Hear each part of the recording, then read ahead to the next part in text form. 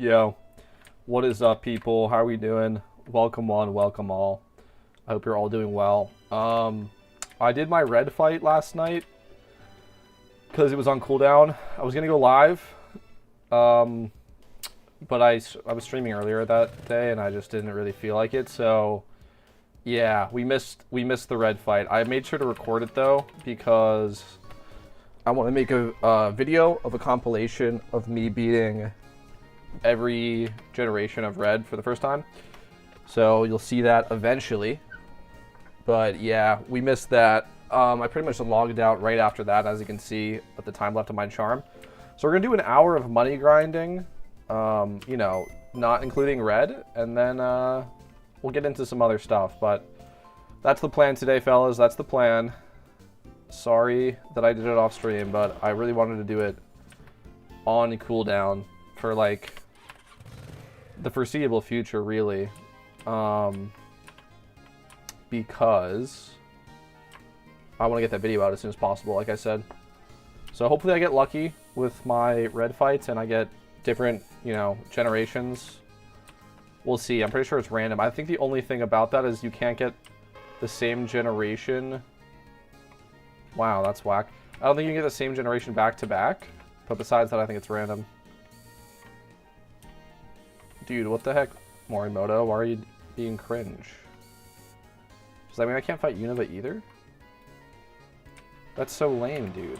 I've noticed that, dude. So like I said, I fought red last night, so all my cooldown should be resolved, but apparently Morimoto doesn't reset cooldown, red doesn't reset cooldown, like, all this shit, man. It's so lame, if you ask me. In fact, I wonder if red even started his cooldown. Okay, no, he did. It's so lame, though. Okay, at least we can do Striaton City. That's kind of really the important thing. Alright, and I think we're going to level up this guy in the back. Just because I have nothing else really to level, to be honest. And this is a pretty cool Venusaur that I made recently. So, yeah, I might as well level something, so we'll level the Venusaur. I want to finish making my Blastoises, though, today as well. Hopefully are sold. Let me check that as well. Damn. I lower this price all the way down to 700k and it's not selling. People aren't really buying Blastoises right now as we gear up for the Christmas event, which is pretty brutal because I made a ton of them. But that's okay. They're not going to, like, you know, they're not going to drop in price indefinitely.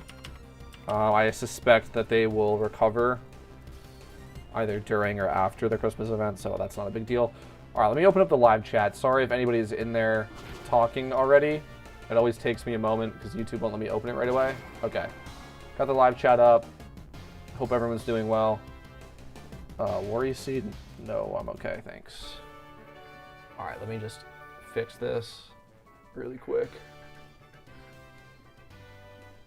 Sorry. One moment. Okay, that's good.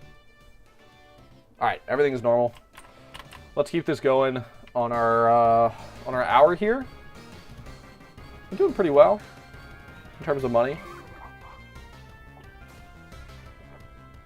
We have so much money on our PC. Like I said, we want to move those Blastoises, but it looks like they're not really going to be getting sold in the foreseeable future. Just looking at the market. I'd also love to do maybe some like market analysis of Pokemon, because I've seen varying things based on like what content creators are saying about the markets. And again, I never want to put anybody down. Everyone's entitled to their own opinion. And I love seeing people just talk about the game, but I will say that I pretty much completely disagree with all of the opinions that I'm seeing about the markets on YouTube. Yeah, I don't know. We'll get into that, though. Maybe we'll take a look and we'll see what's going on after that hour of money grinding here.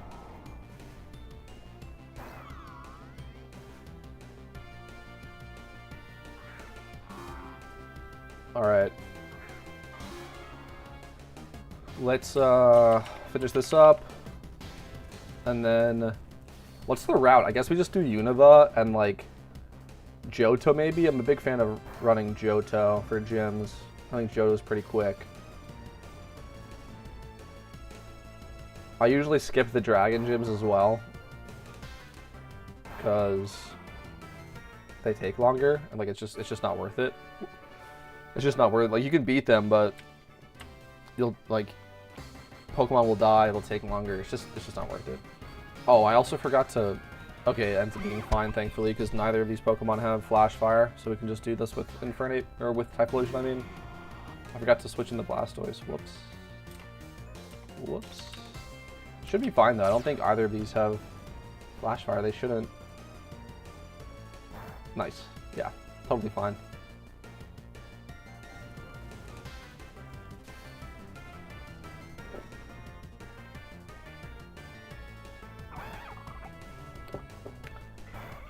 Oh, do you have Flash? One of you guys has Flash Fire, if not both. Whoops. Again, it's really not a big deal. That was a mistake, though.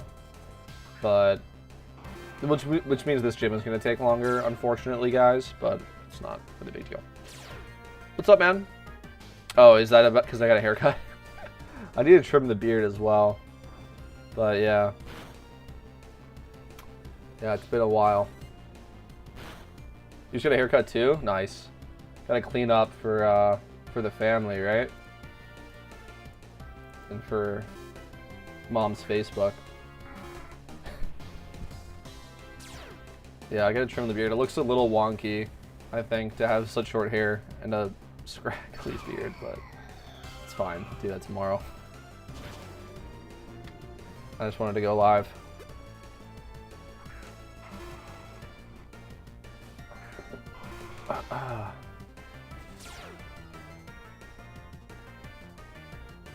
You have a VR headset now? That's cool. I had one that works with my phone for a long while. Like, it's, you know, it's not like a standard one, I guess, if that makes sense, right? It's not like a console or anything. And it was interesting. But yeah, I couldn't play any games on it. I've seen some VR games that look really cool, but in general, I'm not as interested, but yeah, let me know your experience with that. It's definitely interesting. Like, I remember when that stuff came out and everybody thought it was like the new age of video games, and then like it wasn't. I don't know how else to put it, but yeah. Why does Gary have to be 10 levels ahead of me every time I meet him? That is true, yeah. The leveling in this game can be tough to deal with. So it's only for your first region. After you've beaten the first region, you'll like always be at level cap. But yeah, on your first playthrough, it can be difficult. Oh, sorry, I gotta crack my neck. Okay, yeah, sorry about that. My biggest recommendation for that stuff is to just buy Pokemon from the GTL. You can buy appropriately leveled Pokemon for relatively cheap that are good and have good matchups against your upcoming boss fights. That's like the easiest way to deal with it. But yeah, like playing like you know, like a normal playthrough, right, where you like just catch your own Pokemon and level them up, it can be quite frustrating for sure. Okay.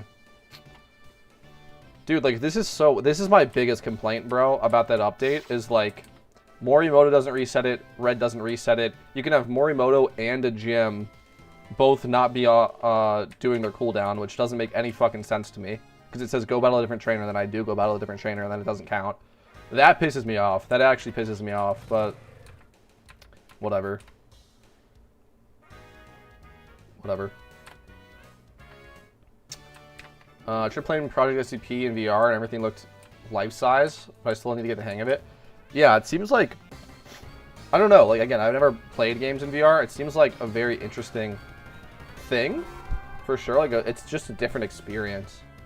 That could definitely be pretty cool, but it doesn't seem like the actual, that's just my opinion, it doesn't seem like the actual game mechanics support VR that well. You know, like, games are meant to be played on, like, a display. So they don't really design them around that. And there's games that are designed around being played in VR, but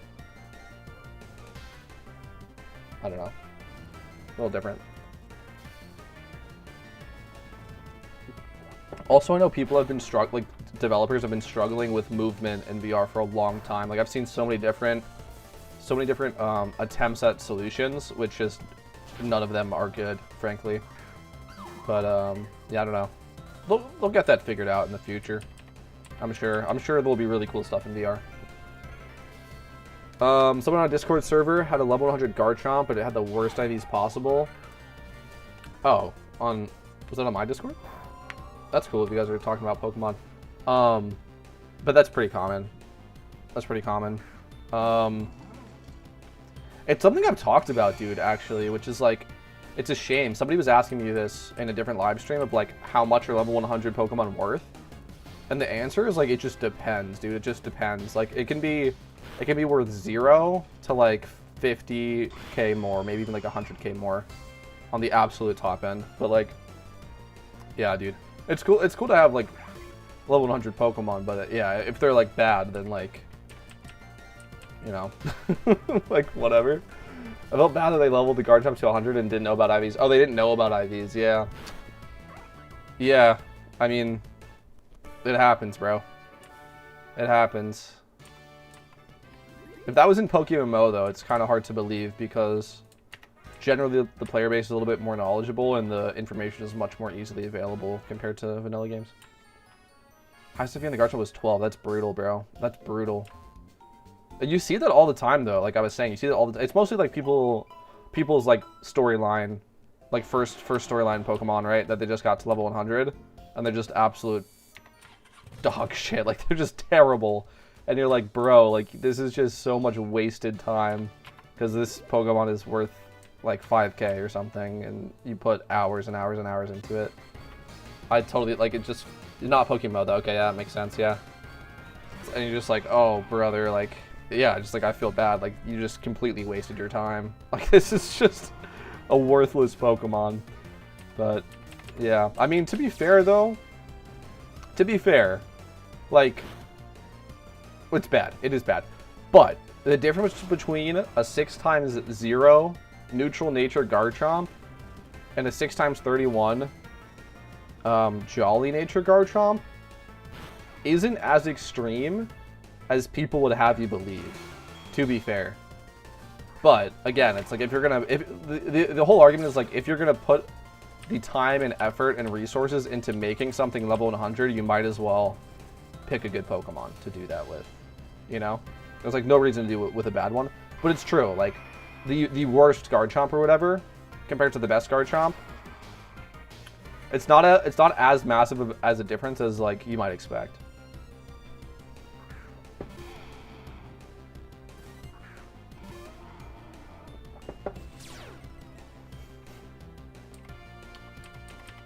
Yeah, personally though, I just don't ever use bad Pokemon just because like, well, I have the privilege to not have to deal with them because I have enough money.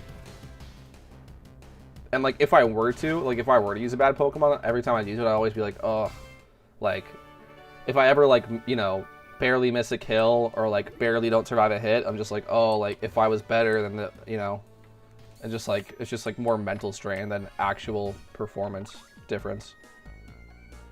But that is true. That is true. IVs are hyped up a lot, especially in pokemmo, because it's like the economy of the game and like the economy of Pokemon in the game is completely built around 31 IVs. So like they're hyped up a lot, but they really are not as significant as the market would lead you to believe. Did you see that they brought back SCP-1507 on some SCPSL servers? Which one is that? Which one is that?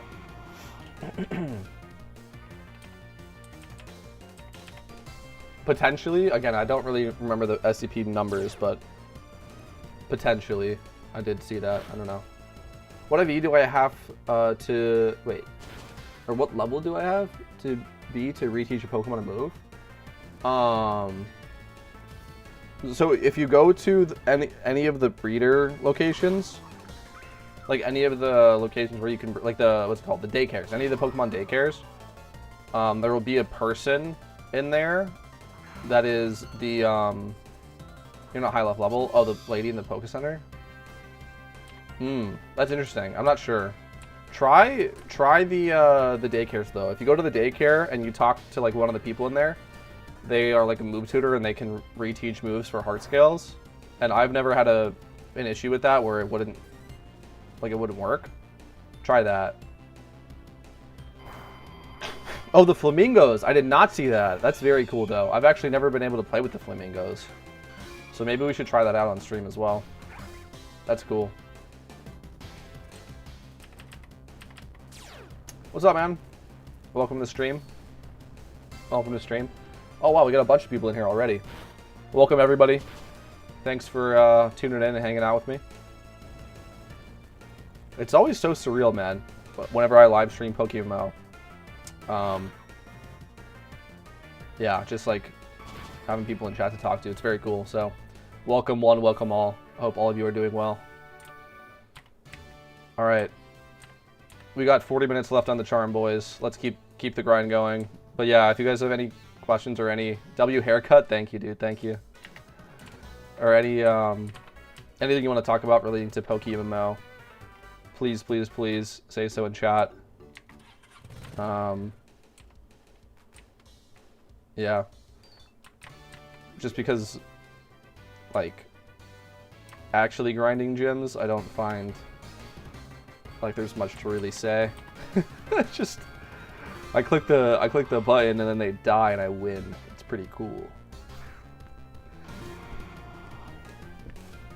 We're gonna get into a bunch of analysis though of the upcoming Christmas event, but I want to be able to like organize my thoughts properly, so I'm gonna wait until after the charm to talk about that stuff. But I think having 5 million for a Christmas event is good enough. It depends on what your goals are, but without a doubt, I would say yes. It depends on how prepared you are and what your goals are. If you want to buy vanities, then no. But if you don't care about vanities, then yes is pretty much the answer there. Are we ever going to try a dedicated shiny hunt? Yes, we will. We will. After event season's over and everything calms down, and like I'll probably do Cresselia as well. You know what I mean? Like after all that stuff, like all that content I haven't done yet is done, and there's not much going on, we will shiny hunt a Magikarp. That will happen on this channel. But yeah, again, that's going to be after event season. But yeah, sorry for the Christmas event thing. So so for instance, for like Halloween event, right? I blew like around 15 million, maybe more, on vanities during the event. And like, well, yeah, you know what I mean? So like, if you want to buy vanities, then that's not enough. If you don't care about vanities, it is pretty much. And then also like how prepared you are. Like if you're going to be building Pokemon during the event, like specifically raid Pokemon, you're going to struggle. But realistically, that's more than enough. And also you have to consider having enough left over for Lunar New Year afterwards, right? Like, you know. But yes, that's enough. W, and yes, hell yeah. It's going to be fun. Hopefully that answers that. Yeah, honestly, like there really shouldn't be that much to spend during Christmas event. Frankly, I'm not really expecting to spend that much. But again, it just all ties back to how prepared you are, really. I'm not really expecting to spend like any money on Christmas event, besides buying up like mysterious balls as investments. And we're gonna get into that after the charm, talking about some more market specific stuff. But yeah. Also, guys, if we get elf bots back, right? If we get the North Pole and that stuff back, then things change. And I think that there's a decent likelihood of it. A lot of people have been talking about it, and I think considering that we got new content for Halloween this year, it's possible. And the devs talking about how they wanted to bring back the dungeons and stuff. It's very possible. So if we see new content that people weren't expecting, and you have to build a bunch of Pokemon for it, and everyone's building those Pokemon, so it's expensive to do that, and you have to build raid Pokemon, like you could definitely be burning money. But again, it just all ties back to how prepared you are. Really, that's the end of the day thing. And also, you will make a ton of money during the event itself. So like, you will be able to, depending on how you play it, you'll be able to sustain the amount of money you're spending during the event with how much you're making, realistically. So, there you go. How does shiny hunting a legendary work? If it is even possible to encounter the legendary over and over again? Yeah, so it's just doing the legendary hunt and hoping you get lucky, pretty much. Nobody really shunts legendaries, because it's just kind of like you have to just do the legendary hunt and see if you get lucky. You know what I mean? I believe if you encounter a legendary and then you don't catch it, you have an increased chance of encountering it again. But I don't believe that that works in terms of, like, specifically not catching the legendary to reroll for shiny. You guys can correct me if I'm wrong about that, but I believe, like, that you can't do that. So, and you only get one every month. So, like, you can't really shunt legendaries. You can hunt them and, like, see if you get lucky, like I said, but that's really the extent of it. Dude, we're getting rolled by this Flash Fire Rapidash. That sucks. Whatever. Whatever.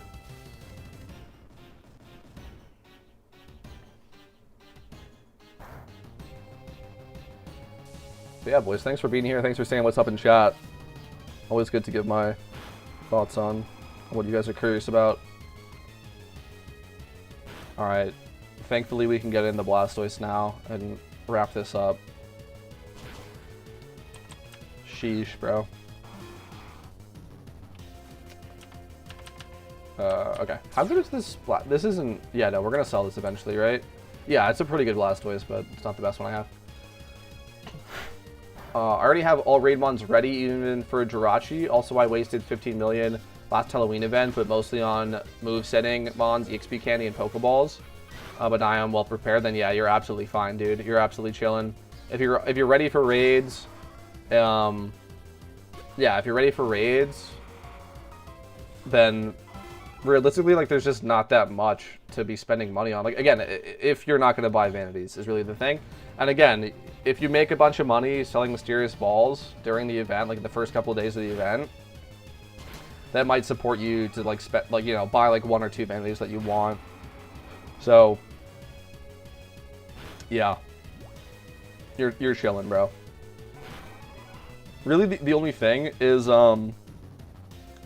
if they bring back North Pole, and there's specific Pokemon to do that with, like a full team of 6 that everybody has to make all at once. That would cost some money, but again, you could do that. You'll be able to make that for under 2 million. I'm confident if that happens. I'm confident that you'd be able to do that for under 2 million. So then, you know, you have 5 million, spend 2 million on that. You'd make a bunch of money doing that, by the way, which would hopefully somewhat pay for itself, if not completely pay for itself. Mysterious balls, you'll make money back. So you're going to be fine. You're going to be fine. All right. Yeah, I'm going to try to make a lot of money, aiming to make around 20 to 30 million. There you go, exactly. So then, like, if you're going to make that much money, then the vanities thing doesn't apply, like I was saying earlier. If you make that much money, you can buy whatever vanities you want. But if you only make, like if you have 5 million, you make 5 mil, and you still have to prepare for Lunar New Year, now you're operating on a tighter budget. But, you know. Like, that's going to be me, pretty much. I don't think I'm going to make... Well, we'll see. Well, I don't know. We'll have to see how everything shakes out. But I think going into the event with around 5 million, and then making around 5 million, maybe 10, is reasonable for me to do that. And I would be happy with that. And then I'd have like 10 to 15 going into Lunar New Year. Then we close out event season, feeling good, with a healthy cash stack and a bunch of investments. And then just have fun, you know, rebuilding up the stack in the off season and doing some shunts, like I said. Get back into PvP, all that good stuff, bro. The cycle of pokemmo, man. It's a long and slow game, you know?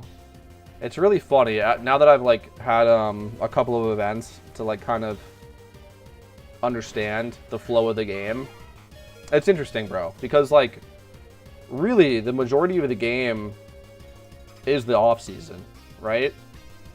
So it's, like, it's really all about the off-season. You know what I mean? Like, how you play the game when there aren't events.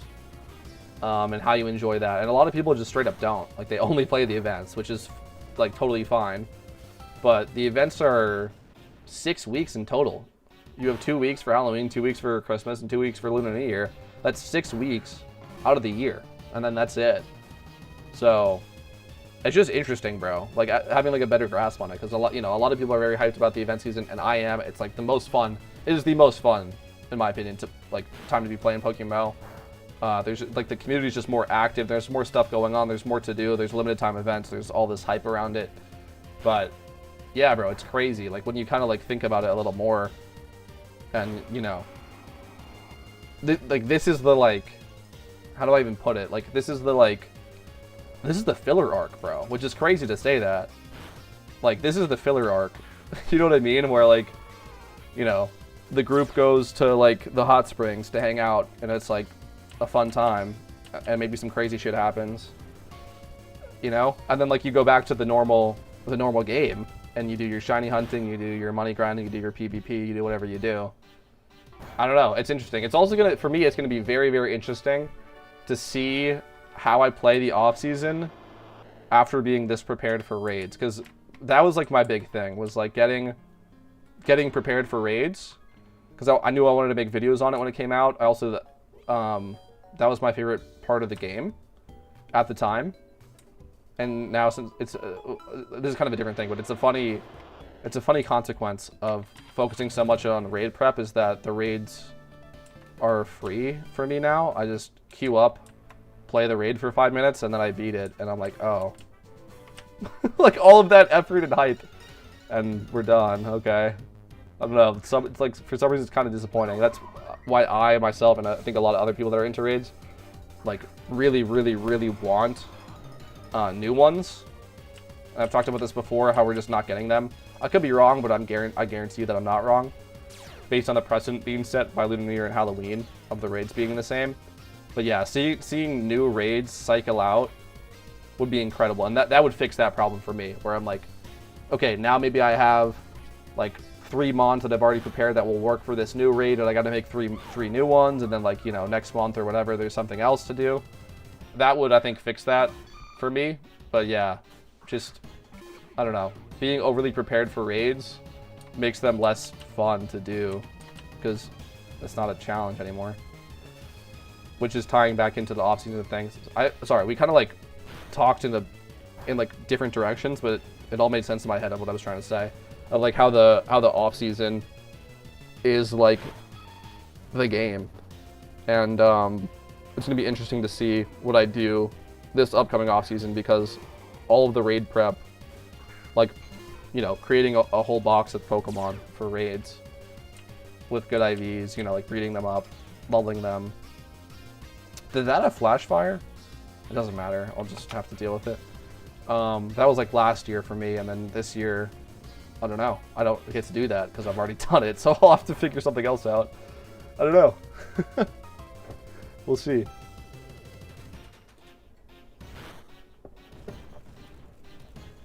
Sorry, that was kind of a tangent-y way of talking about the game, but hopefully that made sense.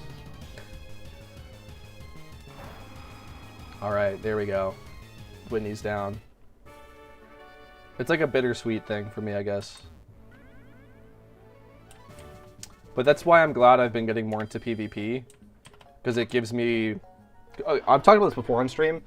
Making Pokemon is my favorite part of the game. Like, making cool Pokemon, right? Like, good IVs, nature, like, if it needs ability, if it needs egg moves or whatever. Like, breeding. Breeding Pokemon is what I find the most enjoyable. And then getting actual value out of the Pokemon that I breed. So, for a long time, that was preparing raid Pokemon. And then I realized that, like, I just didn't find as much fulfillment out of that anymore, because, again, if you prepare so heavily for raids, the raids is a 5-minute detour when you're playing the game, and then you go do something else. You know what I mean? Like, it's like, I don't know. So, like, yeah, preparing Pokemon for PvP has like, re-given me that purpose to make Pokemon. Think the Reggie Trio will come during the Christmas event? I don't. A lot of people have been talking about the Reggie Trio, like, this has been a popular topic to talk about over the years. And, again, my baseline is that I want all of the legendaries in this game to be completely ownable. And you can lock it behind Pokedex so it doesn't affect playthroughs. You know, you can do all this stuff. You can make it a very difficult raid like Cresselia, lock it behind Pokedex. Do all this stuff. Ban it from OU. Like, I think Cresselia should be banned from OU. All this stuff. Like, just make an actual Ubers tier. I'm a huge fan of doing that and doing that through raids. And I think that the devs are coming around to this idea. Slowly but surely. And I think it's clear that they want to add more legendary Pokemon into the game through raids. However, this is like my thoughts on it. So okay, we got new content in Halloween and we got a Cresselia raid. And I was expecting at least one new legendary through a raid this event season, and we already got it at Halloween. Also, the devs talked about wanting to bring back North Pole. So, I think it's reasonable that we'll see more content this Christmas event compared to last. And I expect that to be North Pole, if I'm being honest. Now, again, that is so far from guaranteed. The devs have not confirmed that. They talked about wanting to do it. I'm just extrapolating on the idea that we had more content in Halloween event. And that they finally got the raids hammered out, so like they could kind of like, and again, assuming that the raids are going to be the exact same, so then they don't have to like develop new raids and work on that. And they're trying to add new content. I am assuming that we are going to at least get more content this Christmas event than last year's, because I think that's a fair assumption. Okay, now that could be a new raid like the Reggie Trios. However, because we just got Cresselia, I think that that's unlikely. It's possible, but it's unlikely. It could be another Alpha Dog. Maybe Alpha Suicune comes back. That wouldn't be like new content, but like, you know, maybe like Alpha Entei or Alpha Raikou or something, or maybe it's like the legendary birds or whatever. Those come for a limited time raid, something like that. I think the most likely thing out of what I'm saying, like besides the base Christmas event that we got last year, I think the most likely bonus content is North Pole coming back. And again, like that is so far from confirmed. Like that's, you know what I mean? Like that's, it could happen, it couldn't, but I think that makes the most sense. If that doesn't happen, I think legendary raids is the next thing that makes the most sense. Like the Alpha Suicune or like the Heatran that we saw. I think that they want to go more into permanent raids, especially looking at Cresselia and how that like released. I think something like that is more reasonable. And if that happens, I don't think it will be the Reggie Trio, because it's going to only be one legendary, right? It's only going to be one legendary Pokemon that they release. It's not going to be a trio. I could see Mew. People have been talking about Mew for a long time, of like, you know, having a Mew raid come out. And I think the devs also, I think that goes right up the devs' alley of what they would want to add to the game. It's like it's a classic. This is just a classic Pokemon that like everyone can get behind. It's not broken. It has 600 base stat total. Its stats are even though, so it's not like it's a. It's not like it's a. How do I put this? It's not like it's like a overwhelming force of like having 120 speed and 150 special attack and just like being a nuke. I think Mew is very reasonable to add to the game. There's other legendaries as well, but again, if they add a legendary raid, it's going to be only one. And then Lunar New Year. So if they don't add a legendary raid for, okay, sorry, I'm trying to like explain my thoughts. This is what I think is most reasonable, and this is what I would like to see. I would like to see North Pole this Christmas as the bonus piece of content, and then another legendary raid for Lunar New Year. Because I think we just had Cresselia. It's unlikely that we get another one like right, you know, the quick turnaround. Like we get another one right after that for Christmas. And then if we do, then what happens Lunar New Year is just the exact same. In my opinion, that's kind of boring. And Lunar New Year is the last event of the event season. It's supposed to like kind of go out with a bang. So I'm hoping that like we got Cresselia, we skip the legendary raid for Christmas, we do North Pole instead, and then we finish strong on Lunar New Year with a brand new legendary raid like never before seen Pokemon and pokemmo that you know, everyone's stoked about. I don't know, something could be Mew, could be something else.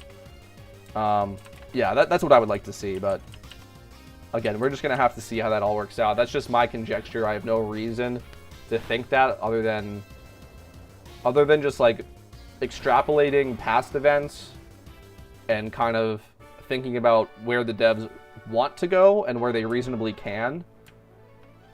Considering like how the events have been developed over the years, if that makes sense. Like again, like what I was saying about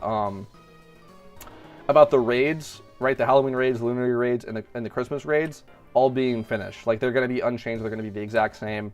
So all of that content is done, right? They just, I guess, have to like make sure that like when that, you know, when that change goes live, that it doesn't crash anything. You know what I mean? Like just making sure that like the code still works and all that. But all the work is already done.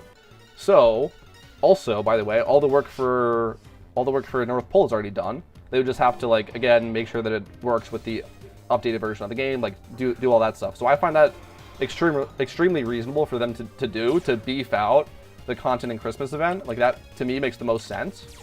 And then focus on, for like developing new stuff, release that in Lunar New Year. I don't know. That's just my thoughts. I would love to see the Reggie trio. I also think in the same line of Mew not being a broken Pokemon to add, the Reggies also make sense. But we'll see. We'll see how that goes. I think that's a little bit further off. Victini is also one they might add, for sure. Okay, again, that's just a personal opinion. I want to see all of them. I don't think there's a good argument to be made for not adding any legendary of the first 5 regions into this game, because you lock it behind Pokedex. You lock it behind Pokedex. You make it a very difficult raid to do. You require OT Pokemon to do the raid, and you then, like, you know, once this starts happening and there's a lot more legendaries out of the game, then you also put an OT clause on doing raids themselves, so that you can't just bring 6 legendary Pokemon to the raid. If you do all of those things, I think the balance of the game is not really changed really at all. You also ban them from OU. You make an Ubers tier. Now we actually have a playable Ubers tier. We have way more legendaries in the game. That's just like fun to use. You don't break raids because you only allow like 1 or 2 legendaries to be used in a raid. You lock it behind Pokedex, so on playthroughs and stuff like that, you can't use them, and it doesn't affect any PvE stuff because, you know, Smeargle and Breloom already exist, and the gym run strats already exist, so you just beat the gyms in 3 turns. Anyway, like, you know what I'm saying? I don't think it affects the balance at all if you do it that way, and I think the devs are coming around to this idea. But, again, we'll see. You know, the day where Mewtwo is ownable in this game is, like, so far away, if maybe never, if that makes sense. So, we'll have to see. We're just going to have to see. Missing No or Riot? Missing No is never going to get added. But, you know, it's a funny idea. I'm assuming you're joking. But yeah, I mean it could be added as like a cool Easter egg. Like you can't own it, but like, you know, like, I don't know, reference it in some Easter egg style of way, which I think the community would enjoy. But yeah, like you're never gonna be able to fight against or use Missing No, for sure. But it, you know, it's cool. It's cool.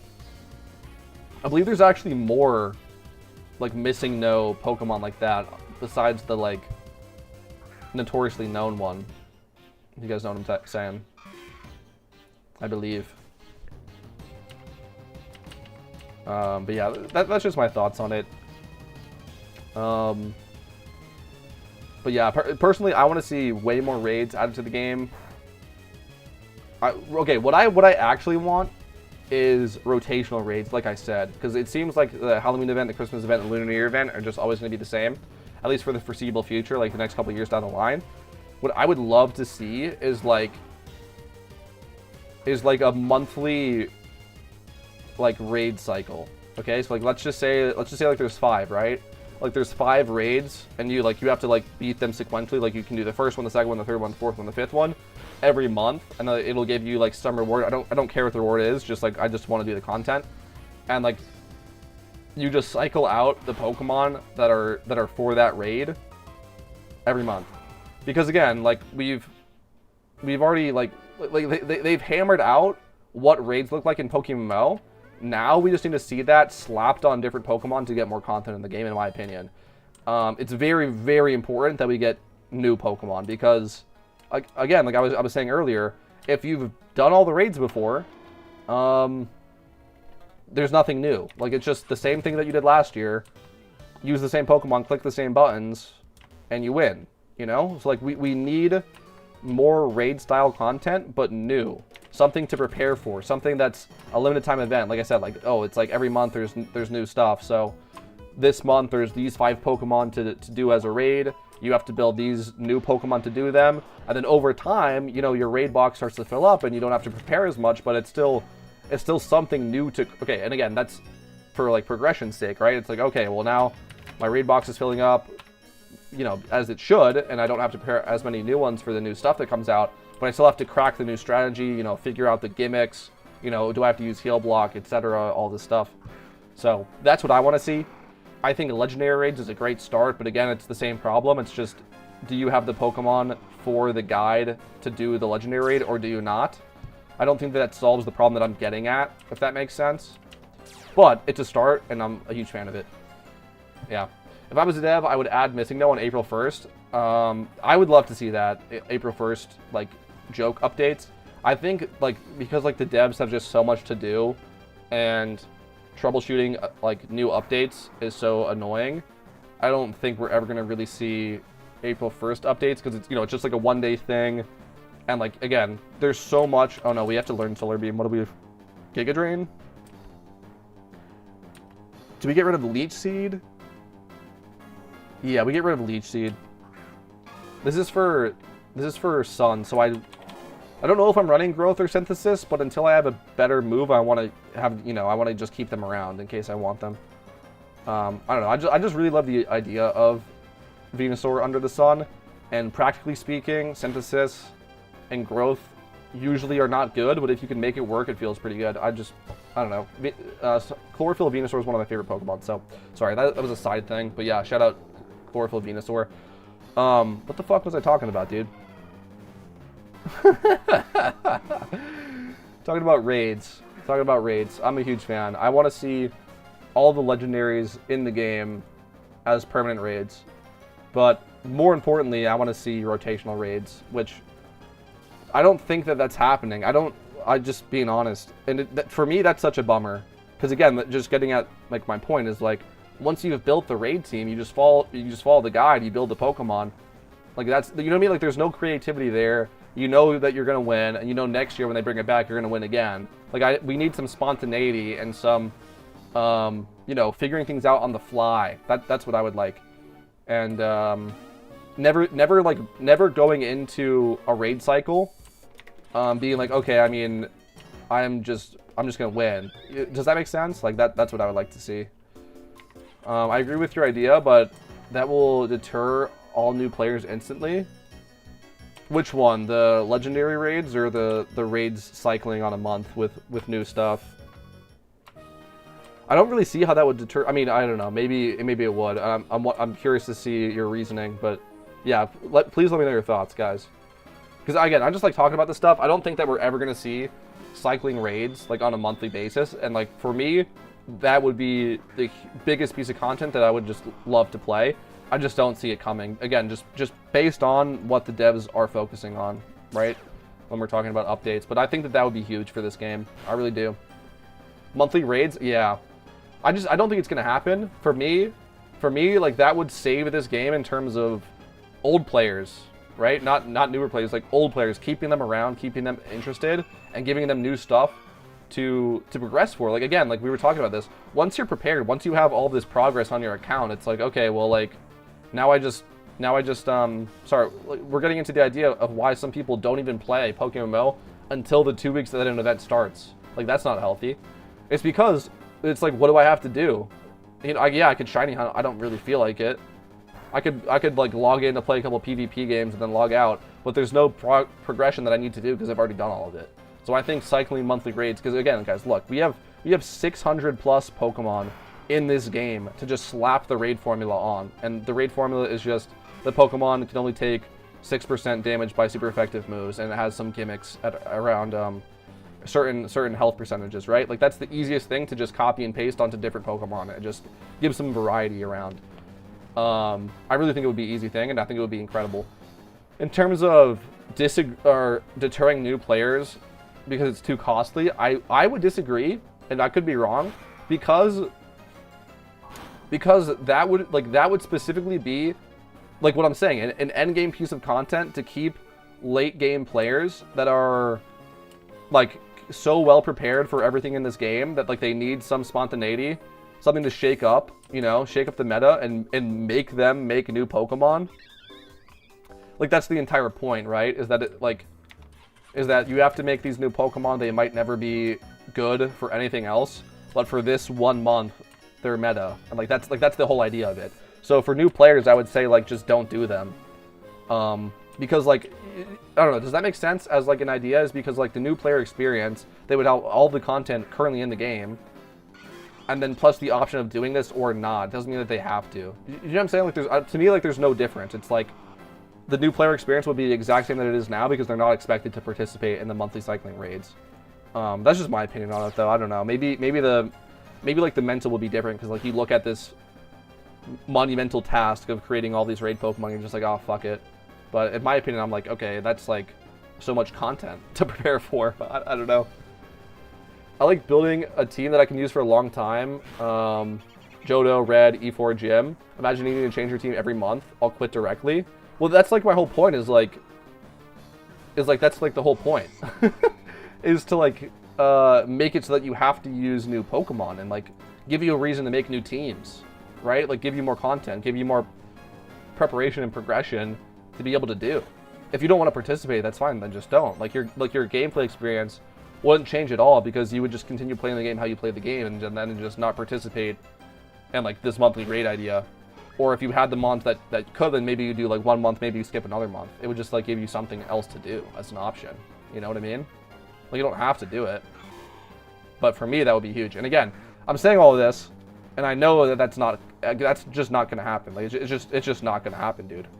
Like for me, that is like the one update in this game, like that I want. Like for me, like that's everything, bro. Like I've talked about this before. I really think that pokemmo really struggles with endgame content. I know it's weirdly a controversial opinion, and like people get weirdly offended when you say that. I think it's fundamentally true. If you don't shiny hunt, if you shiny hunt, sure, fair enough. Not everybody's into that.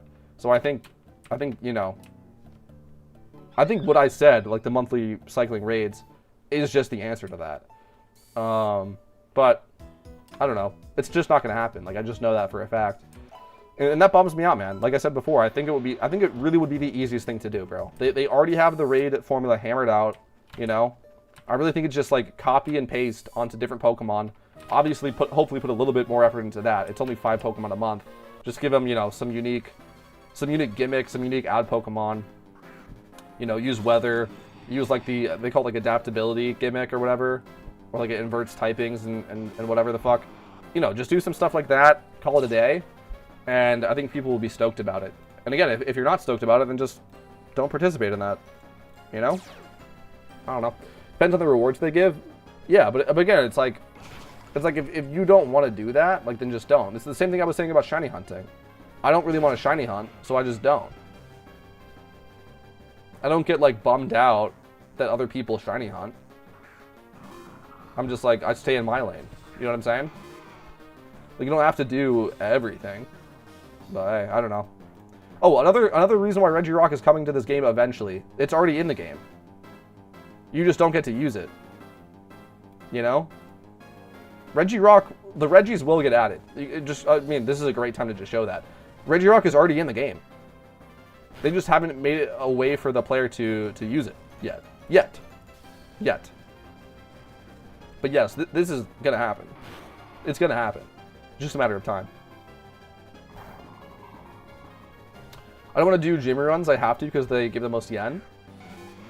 I don't think so, dude. I feel like that's just I disagree. I just fully disagree. I mean, I know I'm actually doing a gym run right now, but the only time that I do gym runs is when I do red, right? So I wait a week, my red goes off cooldown, and then I start a charm and I do red, and then I just use the rest of the charm. But I don't feel like I need to do gym runs all the time. Because there's other ways to make money in the game, and I don't particularly enjoy gym runs that much. I still will do, like I said, I'll do them once a week when I do red, but I'm not doing them you know, twice a day, every day. And then, you know, maybe on a different account as well. I just disagree. But hey, you know, if you really need money like that and it's the best way to make money, then go off. But if you really don't enjoy it, I would say look into other money-making methods. Some things you can't really, like, don't do them. I just disagree. I think there's other ways to make money, and if you really don't enjoy gym runs, then just don't do them. But I also get the argument where it's like the most important thing for me right now is to just make money, and this is the best way to do it. So then I'll do this. How will you make a new team each month? Well, that's the idea. Is like, well, first of all, it's very possible, and I would really enjoy it.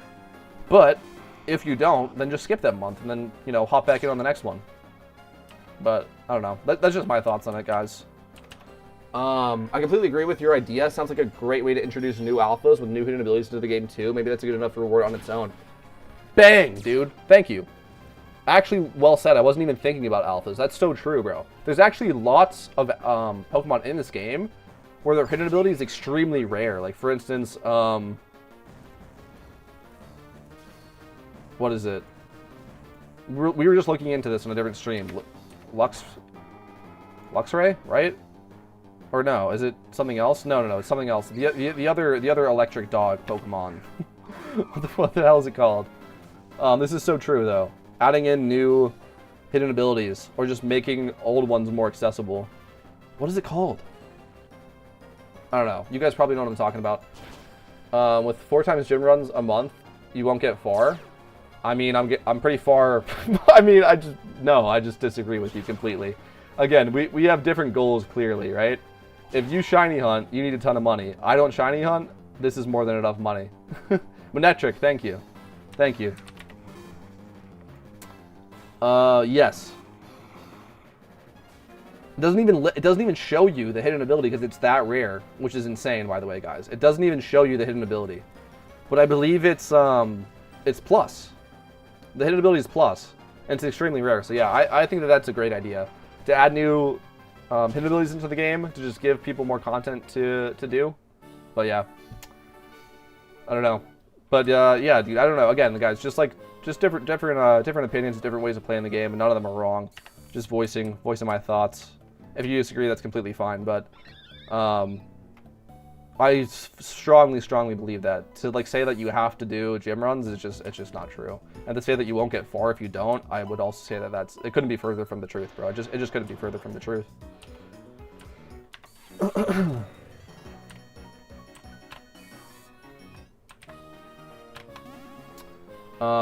Sorry, 1 second. Also, raids are exciting because they don't happen all the time. I think doing them monthly will decrease the excitement for them. Again, like, I just disagree, but that's fine. I think, okay, like, again, guys, if you have done the raids, like, for, like, now going on 2 years, I don't think that you would have that opinion, right? Because you would have, you know, you would realize, like, what I was talking about earlier in stream, where it's, like, you put all this effort into like, preparing for the raids, and you get, like, really hyped about them, right? Because, like, well, I'll just tell you, like, my experience, right? Like, when the new raids were coming out, and they're like, okay, dude, Regenerator Tang growth is in the game now. Like, this is new. We have to prep for this. Like, we have to do all of them. Like, there's so much hype, right? And then you do all of that. You prepare for all of them. You do all the raids. And then next year, you don't have to prepare at all because you've already prepared them. And they're the exact same. And there's no new rewards. And it's a 5-minute detour when you're playing the event because, again, you've already prepared for them. It's just less interesting. And then you have to think, like, oh, next year this is the same experience where it's like, I've already prepared. It's a 5-minute detour because, again, I've already prepared. I'm not gonna get any new. Like, dude, if you guys saw when I did Darkrai live, I got nothing. I got that shitty ass like crown of petals that I couldn't care less about. I was just doing it for like the content and to just do it, right? Like, we're starved for PvE content. Like, I just disagree. I think that new cycling raids is the whole point. Having the same stuff to just do over and over again is boring. But again, that's just my opinion. If you disagree, that's completely fine, man. I just don't think so. No one is like, oh hell yeah, I can do a gym rerun again. I guess. I do 2 gym runs a day, and I might start doing 2 trainer reruns. Like, y'all are balling out, man. Again, y'all are balling out. So good on you. I don't enjoy that, so I don't really do that. Like I said, I'll do one like once a week, and that's good for me. But hey, If y'all are enjoying that much money grinding, good on you, because it will serve you. It will serve you, obviously, right? So, good on you. I do really hope they give us some new roaming legendaries, too, at some point. I don't know. I don't know. I think that would also be cool. I'm just way more into the raids. I haven't caught a single roaming legendary. So, yeah, I'm definitely less interested in roaming legendaries. And I think the devs are, too. I think they've actually talked about this on, like, forum posts or something. I think they said, like, they want to add them into the game through raids. And, like, but hey, I don't know. And also, we were talking about the Reggies earlier. I think that would make sense, because it seems like they're adding legendaries through permanent raids, and, like, they're only doing one per event. And then they add the roaming legendaries as a trio. So maybe the Reggie trio is added as roaming. You know, maybe I don't know. But we'll see. We'll see. I agree with that. Seasonal raids need some change, though. Not in a single game that I know they add raids monthly. That was just an example. Maybe it's every 2 months. Maybe it's just... I don't know. Maybe it's just, like, changing the seasonal raids themselves so that they're different, which I don't think is happening. Maybe it's adding a summer event so that there's, like, the off-season is broken up a little bit. But again, I really think that this is incredibly important, is to, like, we have all of these raids in the game, right? We have the Christmas event raids, the Lunar New Year event raids, the Halloween raids, and the Legendary raids, and all of them are the exact same. So once you're prepared for them, that's all, like, that's it. That's all the content you get, right? Like, you can go and do them again if you want to, but nothing's different. You know, you already know what you're getting yourself into. You've already done all the work. The rewards are the same. If you've already done Darkrai, for instance, you don't get another Darkrai. Like, it's just underwhelming in my opinion. So that's what I was saying. Yeah. Your idea also incentivizes to come back to the game. That's what I was saying, dude. Is like, yes, that's it. You get it. That's what I'm saying. I like this. I don't think it's happening. For me, it's like the whole deal. For me, it's the like reason to come back to playing the game for sure. I just started this year and dumped 800 plus hours to get prepped for these events. But now, when event season is over, what do I do now? Dude, that's exactly what I was saying earlier in stream. That's exactly what I was saying, man. It's like last year for me in the off season, prepping for event season was like so much of what I was doing, and like the content I was showing on stream. You know, again, I love breeding Pokemon, so we were breeding raid Pokemon. We were doing all this stuff, and like now I'm like, well, I'm done. Like, so I transitioned into breeding for PvP, but I don't know. You know what I mean? Yeah, I 100%. Yeah, I make like minimum 650 to 700k depending on the gym leader's team. That's insane, bro. Good on you, bro. You're absolutely balling. You are balling out. I'm certainly not going to play 800 more hours next year, but that's a lose-lose for everyone. Yes, we're on the same page here. I think like you're understanding like what I was getting at with why I want this update, which I just know is not going to happen, is to just give new things to prep for, to enjoy, and a reason to come back. And some change, again, just getting back to what I was saying earlier about how the events and all the raids are the exact same. Once you've done them once, that's it. You can do them again if you want. You don't really get much reward for doing it again. And there's no like unique things to prepare for. There's no like hype around the new strategies and like, you know, figuring it out. Like you've already figured it out. You've already done it, right? But hey, I think Reggie Trio and Lake Trio would be perfect as roamers. Yeah, for sure. I agree. Because they'd be low impact to PvP / PVM. Then make the high impact legs acquirable, or legendaries acquirable through raids like Heatran and Crest. For sure. I think that would make sense. I think adding the legendaries as roamers, we were saying this a little earlier, would make sense. So, yeah, to people looking out for the Reggies and for new roamings, I think that is reasonable to expect from the devs. So, maybe we see that this Christmas. Maybe that's part of the Christmas event. It's like they don't add a new legendary raid, but then they add the trios as roamings. That could be cool. For players like me, I'm much more inclined to do things in Kanto or Hoenn for that roaming chance. Yeah, so that would be cool. You defeated the 4th gym. Nice, dude. You just unlocked the GTL. Congrats. You've entered the actual game. You know, no more vanilla Pokemon experience. Now you're in the MMO part. So hopefully you enjoy that part as much as all of us in the community, because that's the whole reason we play pokemmo rather than just the vanilla game. So yeah, good luck to you on your pokemmo journey. You've really just taken the first step. I'm going to go fill up my water. Actually, I'm going to get a seltzer. I'm going to be back in literally 30 seconds. And then we'll talk more about event stuff because we finished our gym run. Hell yeah, boys. 5 million in the bank.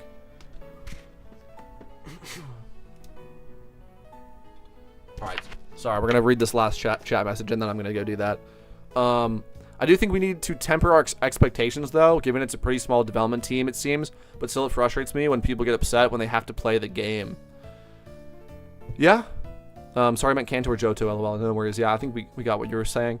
That's what I was saying earlier when people were talking about, like, new legendaries in Christmas event. I think since we just got one in Halloween, it's less likely. I think it's reasonable that we might get one in Lunar New Year. I also think that we're going to get more content this Christmas than last Christmas. But it's true, man. The development team notoriously moves really slowly. The reason that I'm excited and, like, expecting more content is because the events have been hammered out. That's what I was saying before. Like, okay, like the raid formula is figured out for Pokemmo. I think it's a great formula. It's done. The Pokemon for those raids are done. All of them have been done before. They just need to copy and paste them. So, like, all of that stuff that they were, like, developing, like, a year ago, 2 years ago, all of that is done now. So we can refocus on new stuff. Or we're adding back old stuff, like adding back the North Pole. Or adding new permanent legendaries. So that's what I'm excited for, and that's why my expectations are a little bit higher. But, we'll see, man. We'll see. Okay, literally 30 seconds to go get a seltzer. I'll be right back.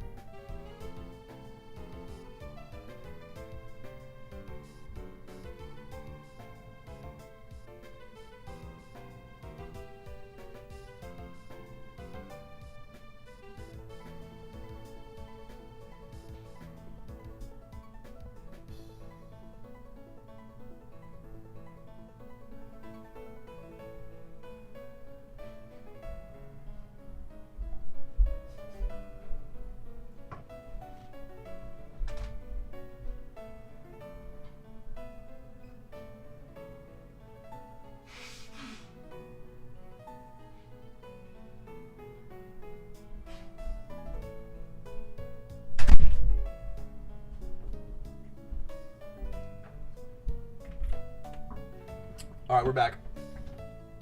Fresh cut indeed, man. Thank you. Thanks, fellas. Sorry about that.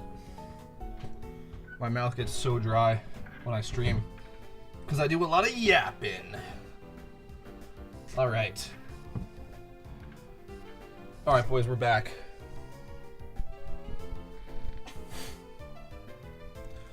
We've never been more back. I say that every time. I say that every time. All right. Gen 6, please. I would love to see it. I would love to see it. I want to see, dude, it's going to be crazy, bro. Isn't Gen 6 3DS?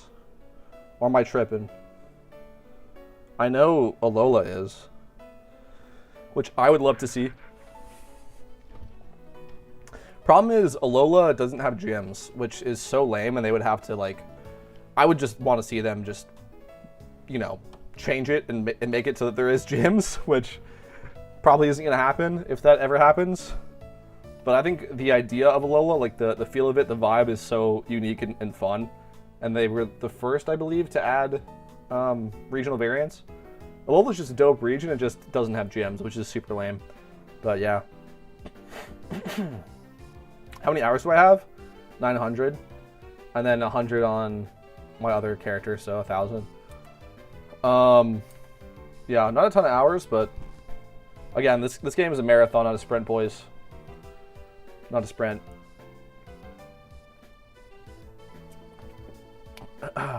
So I've got like 2 years on the game, but 1,000 hours. You know?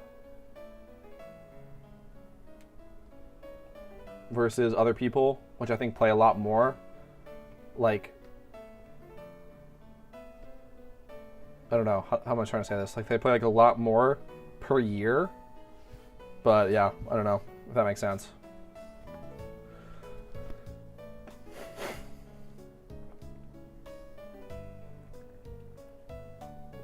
I think you can progress. Well, you can 100% in terms of like per hour, if that makes sense. Like 1,000 hours spent over 10 years, you can get a lot more accomplished than 1,000 hours over. Did I say 2 years? Yeah, I guess we've been, yeah. 1,000 hours over 2 years, I think you can get a lot more accomplished than 1,000 hours over 1 year. That's what I'm saying. And like when we were talking about this earlier of like only doing one gym run a week, not being very effective, it's like, it is. Well, I mean, again, it all like, it's all relative of how you play the game, if that makes sense. Like, how am I trying to put this? Well, it's just true, though. It's just true. Like, the longer that you spread out the time that you play the game, first of all, the better off your investments are, right? Because you can get in earlier, if that makes sense. And it's easier to just sit on the stuff because you're playing other stuff, you're doing other things. Your Pokemon goes a little bit further and it is used a little bit more efficiently and effectively long term, if that makes sense. And your preparation is probably going to be better too. But hey, I don't know. Hopefully that made sense. Okay. Does that make sense? Like, I spend a lot of time playing the game without playing the game, if that makes sense. Like, thinking about stuff, researching things, trying to, preparing for YouTube videos, figuring out how to continue to progress my account in certain ways without actually being logged in on the game, if that makes sense. Over the years. Okay, we can go do Squirtles. And we wanted to talk about market stuff. Okay. Let's do that. Oh, first of all, let's claim up some money from the EV. WEV. Which is at 5.2. Which I will take. Okay. Fresh cut iced tea? Thank you, boys. Thank you. That's a crazy name. Dirty Gym Bag. Very nice. All right. Yeah, this is what we're doing. Yeah, okay. Let's start working on these Squirtles. And then I will talk about the other stuff I want to talk about as well while we do that. Oh, I'm realizing now, yeah, I might as well just do this on the other character, huh? Yeah, I guess so. Okay, let's make sure that we bring all of the Squirtles over then if I'm going to do that. And we'll get cracking. Okay. Boom. Boom.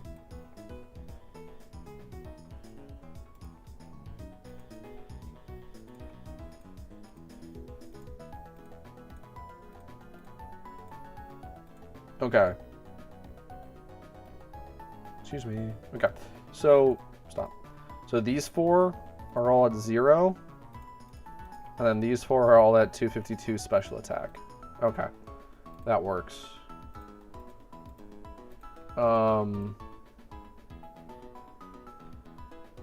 We should EV train one other thing with these, just because we can. I might just buy Pikachus or something.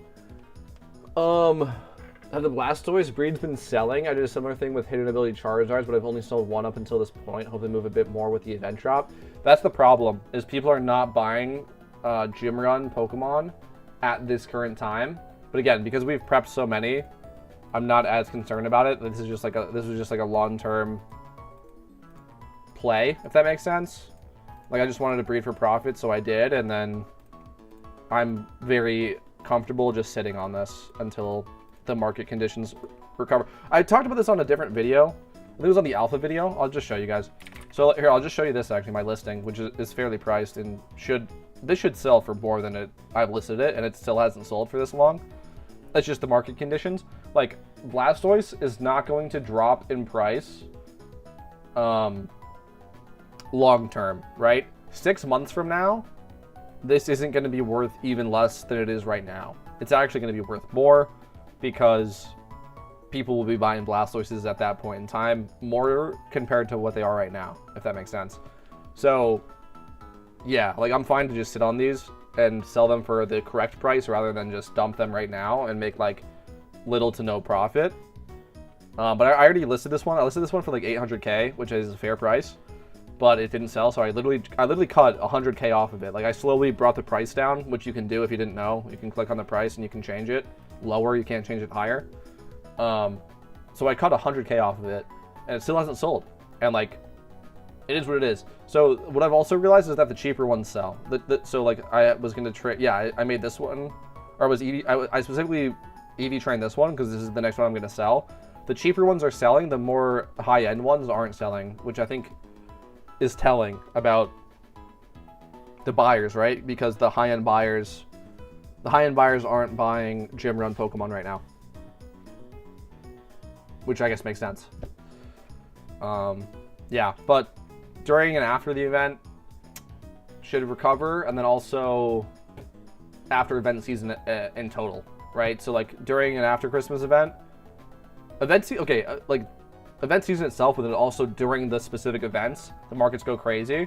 So we might see the Blastoises go back to a normal price during the event.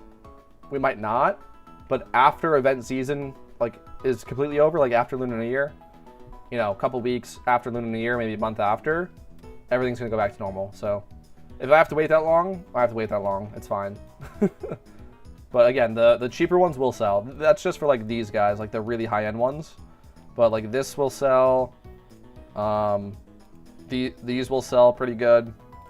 This one, like, yeah, like 3 times. This is going to be harder because I'm going to price it, you know, higher up. But like 2 times with 20 plus, these will sell. And this one will sell. So I guess I have 2. I have 2 that I'm going to sell soon. And then if I have to hold on to the rest, I have to hold on to the rest. Okay, just because I can, I guess we can do Pikachu. I don't really want to deal with that though, to be honest. I might just not. I might just do 4 at a time. Let's just do 4 at a time. Fuck it, it's fine. Right? Is there anything else I want to EV train? I just know the answer is no though. I just know I don't have anything. Yeah.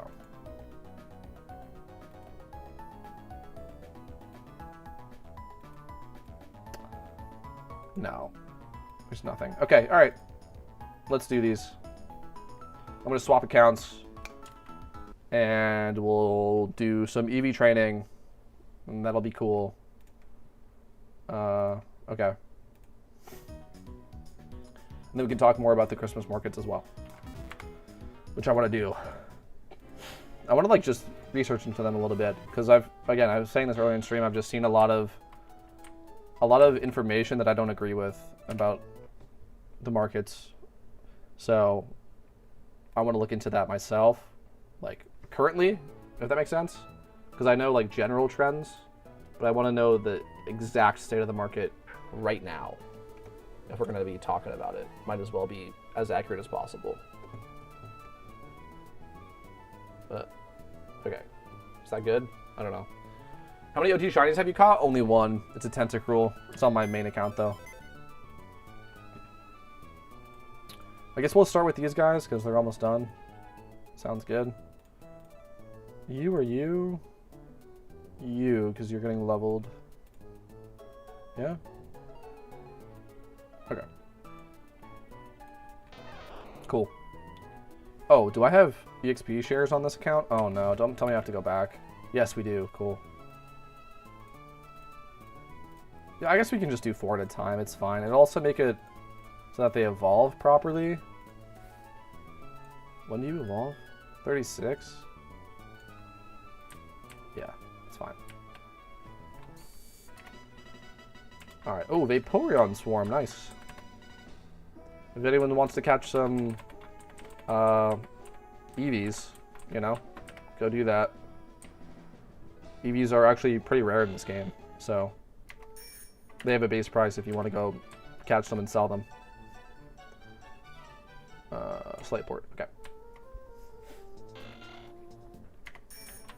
Alright.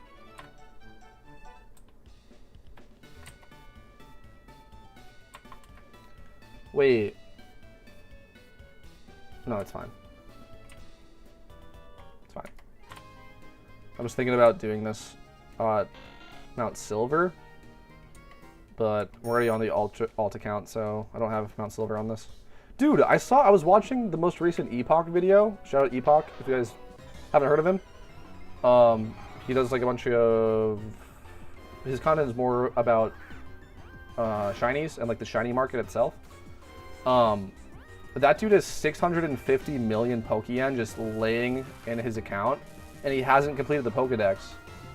In fact, he had like 130 OT Pokemon. How are you that rich and you don't have Mount Silver? He just doesn't care, I guess. Like, that's not how he wants to play the game. I was dumbfounded when I saw that. That also means he can't do legendary raids. Like, bro. I guess he just cares about shinies, but I was dumbfounded, bro. He's one of the richest. Well, I was gonna say players. I don't know, because that's harder to say. But the richest YouTubers for sure, and like in game, for sure, one of, if not the richest YouTubers, and he doesn't even have Mount Silver. He's just like that, I guess. Just built diff. It's crazy.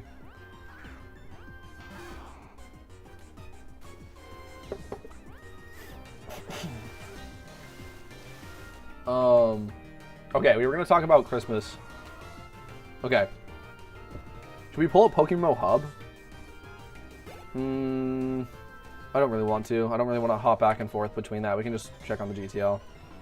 But yeah, I just saw some stuff. Some crazy stuff. Let's look up. Let me just look up Mysterious Dusk Balls. And just kind of see how things are going here. There's no Mysterious Dust Balls that are old, huh? Wait, how is that? Hello?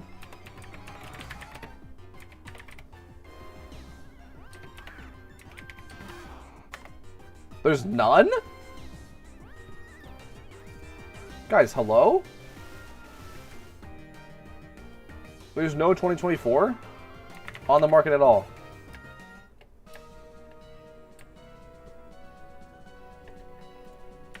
Well, that's weird.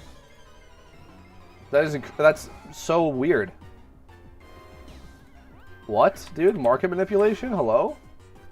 Not actually, but like, genuinely, like what? Okay, that was like the first thing that I wanted to check. Was the old Mysterious Dust Balls. Okay, that makes this more difficult. Have Lucky Reds recovered? Aquatail? No.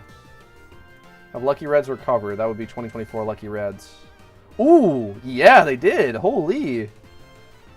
Wait, right? Wait, right? Or wait, no. The most recent ones were... yeah, they were 2025. Oh, okay. No, those are still like 40k. Okay, fair enough. Fair enough. Never mind. The Lucky Red prices are so funky, dude. 2020s are just kind of shite. Compared to, like, the other ones, right? That's interesting. There are? What are they called? I thought they were called Mysterious Dust Balls, and then you put in, like, 2024, you know what I mean? Hold on. Let me do this instead then. Let's just say Dusk Ball. Oh, there we go. Okay, for some reason they wouldn't show me. Okay, thank you. So these are 60k, these are 45. Okay. It won't show me that far back. Yeah, these are the spike during the event, yeah. Okay. That looks pretty healthy. Okay. That's good. Okay. Let me look at other Mysterious Balls. See Cherish Balls. 135k.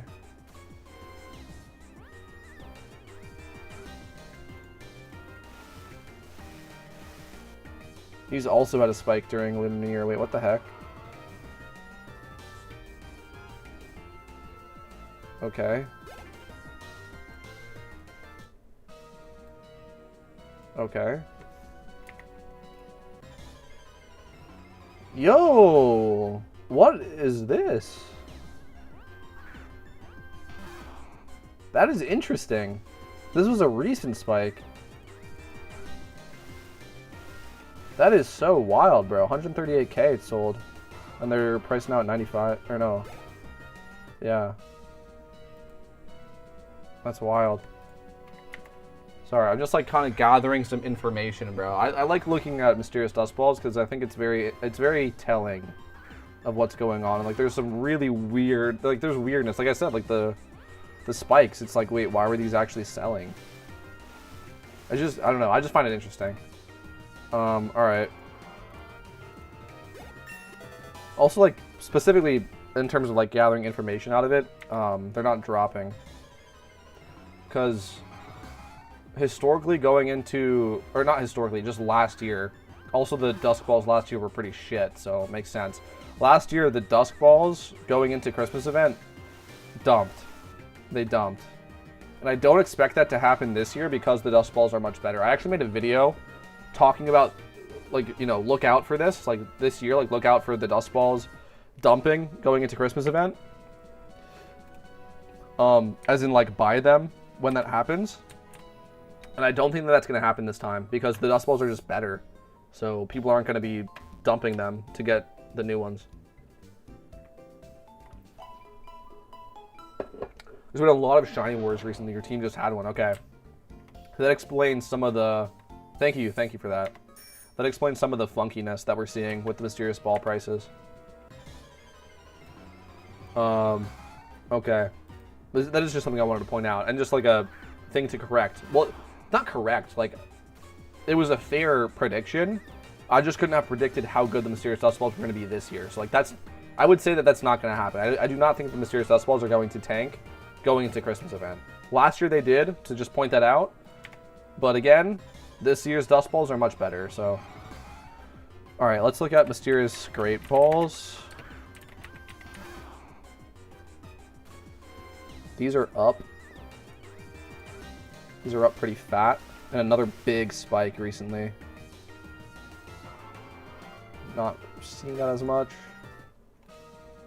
And yeah, another big spike at the same time here. Like, very interesting.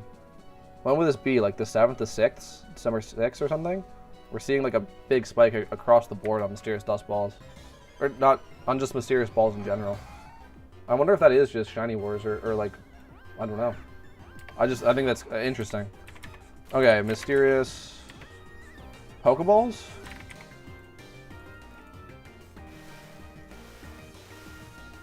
Okay, these didn't move at all.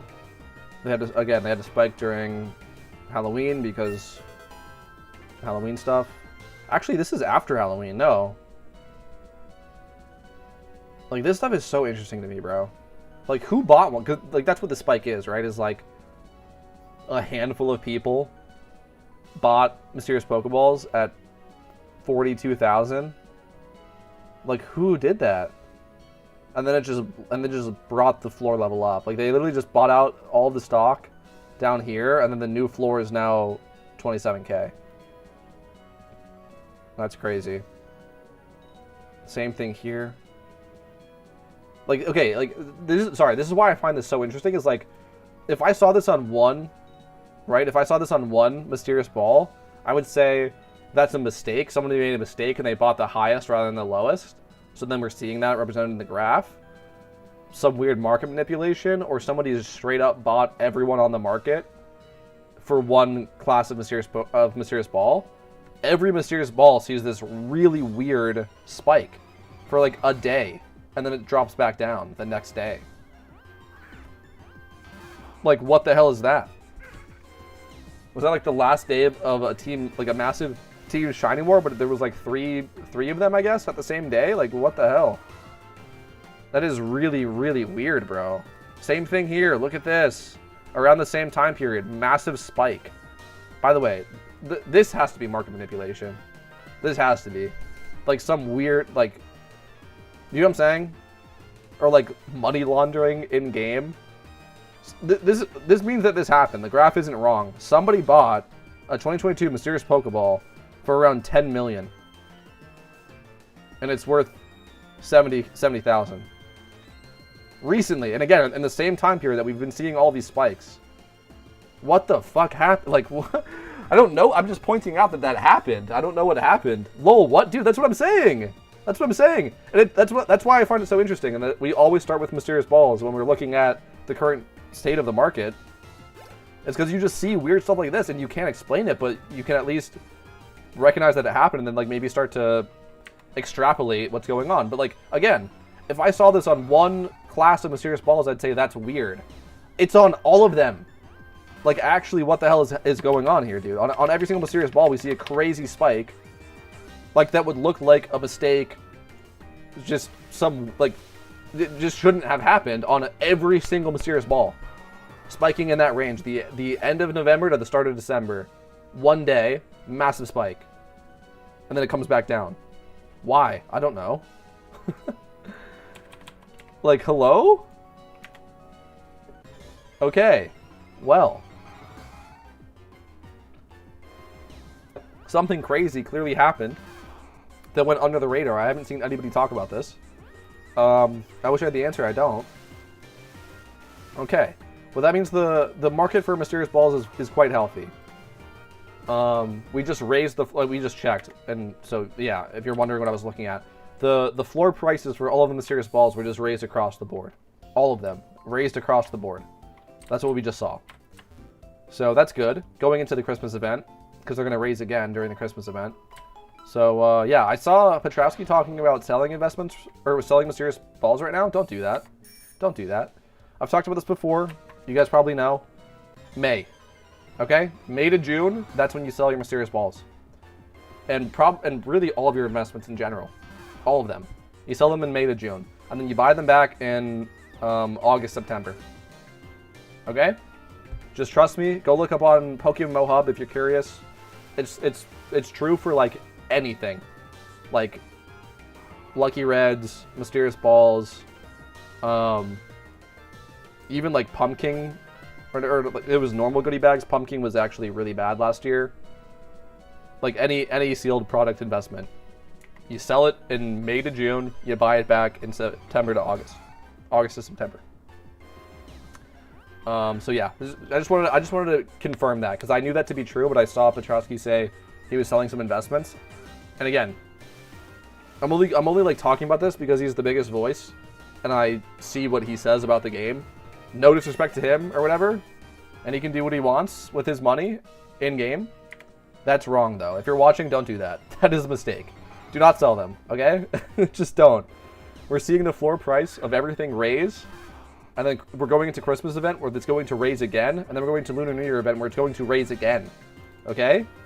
And then after Lunar New Year event, things might take a little dip down as, you know, the hype dies away and like we're sifting through the rubble of like the market of like what the hell just happened, and things find their normal price, and then all those prices will go back to, or will slowly go up until May, June, and then sell them then. Just, I mean, thank me later, I guess. It's just, that's what's gonna happen, so there you go. Yeah, I was looking out for dips and Mysterious Dust Balls specifically. That's what I was talking about earlier. But again, because this year's were so good and because last year's are now a year old, I don't think that's going to happen. So there you go, guys. There you go. Some insider info. Some insider info on the markets. Now I wanted to look at Pokemon because I've also seen misinformation about the Pokemon markets and people saying both. See, people literally going both ways of saying like, you know, these Dittos are so expensive, these Dittos are so cheap. I want to see what's going on with that.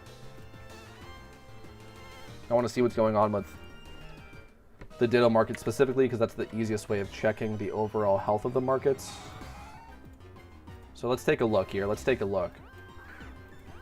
Oh, I also want to check we're gonna check Dittos and Field Egg Group. I'm gonna start with Field Egg Group actually. I'm gonna start with Field Egg Group because Field Egg Group has had a lot of stuff going on with it recently. A lot of demand for Field Egg Group. Let's do this actually. Let's check for this.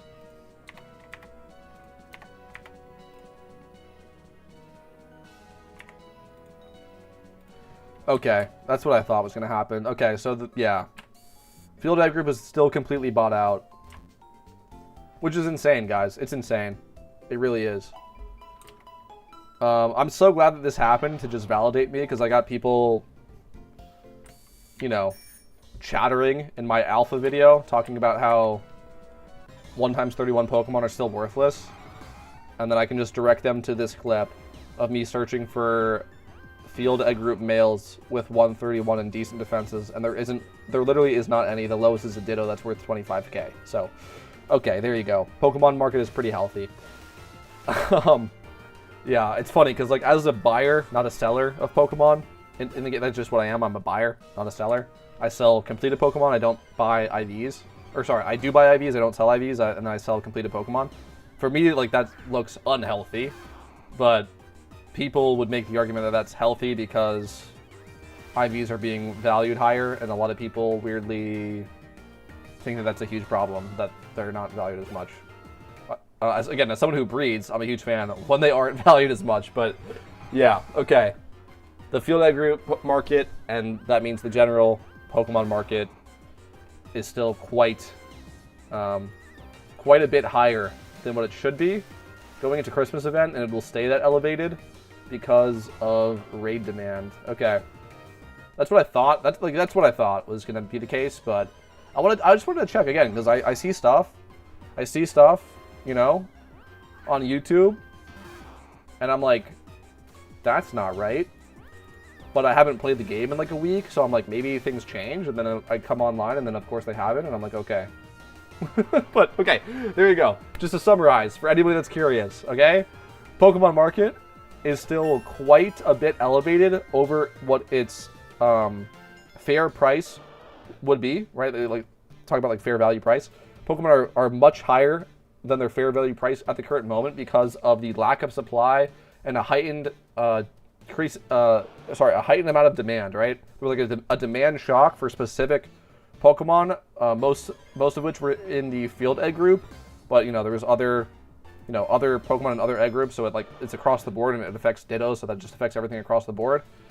But specifically, the Field Egg Group is cooked, and then Mysterious Balls have increased their floor price across the board, and they will do that going into Christmas event and Lunar New Year event. Everything's on schedule as like what you should have expected, right? What you should have expected for event season. Everything is on schedule. Everything is increasing in price. There you go. The markets are, for event season, normal. Abnormal, but for event season, they're normal. What we expected, okay?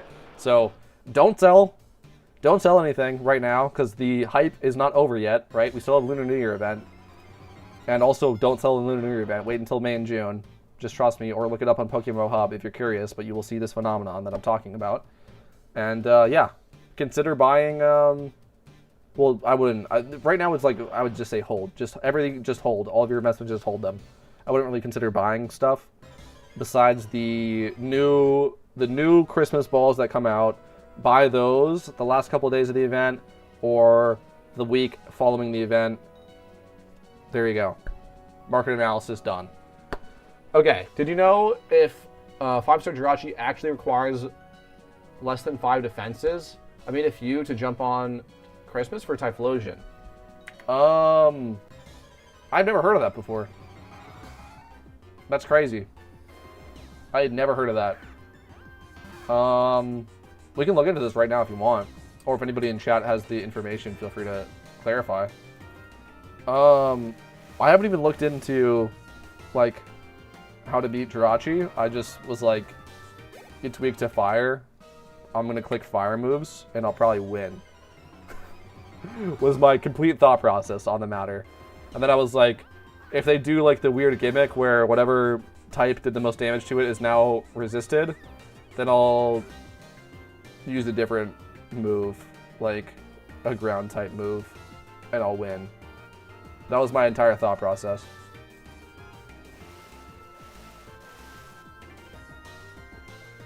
It's your first Christmas event, so I went back and checked raid guides. Yeah, well, if that's what it said, that's interesting. I don't know. I honestly don't know. We can go through some of that information, but I don't know. I'm gonna focus on squirrels now, but yeah, if we want to look at that later, we can do that. I had never heard of that before. But as we gear up for Christmas event, it's good to be keeping up with that stuff. So it probably is gonna be worthwhile to check on that. All right, let's go. Oh wait, I didn't do the EXP chairs. Whoops.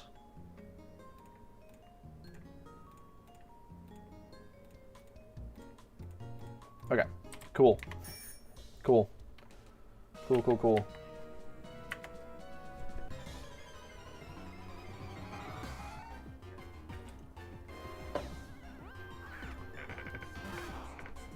All right. Hopefully you enjoyed the market analysis, guys. That was kind of scuffed, but that's just like, it's just all there really is to it, man. It's just all there really is to it. If you knew what to expect going into event season, everything's on track. Everything's on track. Mysterious balls increasing in floor price. Pokemon going crazy for IVs. Like, that's why everyone says breed before the event, which I did a ton of. Breed before the event and you're fine. During the event, prices are going to be ridiculous. Like, you'll never see this. You'll never see Pokemon that expensive in the off-season. 20 plus defenses with 131 and they're 25k. And there isn't even an actual Pokemon. The lowest price is a Ditto. That's insanity. Like, that is insanity, bro. You will never see that in the normal markets. So, if you want to catch Pokemon and sell them, now's the time. But yeah, that's just validating because, bro, so many people... Actually, I got a ton of positive response from the alpha video, so shout out to you guys. And again, if you disagree, that's completely fine, right?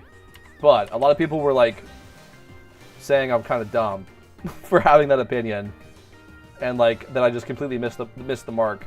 And then I'm like looking at the Pokemon prices, and I'm like, what are you complaining about? Like, you're complaining about 1x31s being too cheap, and they're 25k, and there isn't even one. It's the lowest is a Ditto again. Like, what are we? Are we playing the same game? Like, what are you talking about? Anyway, whatever.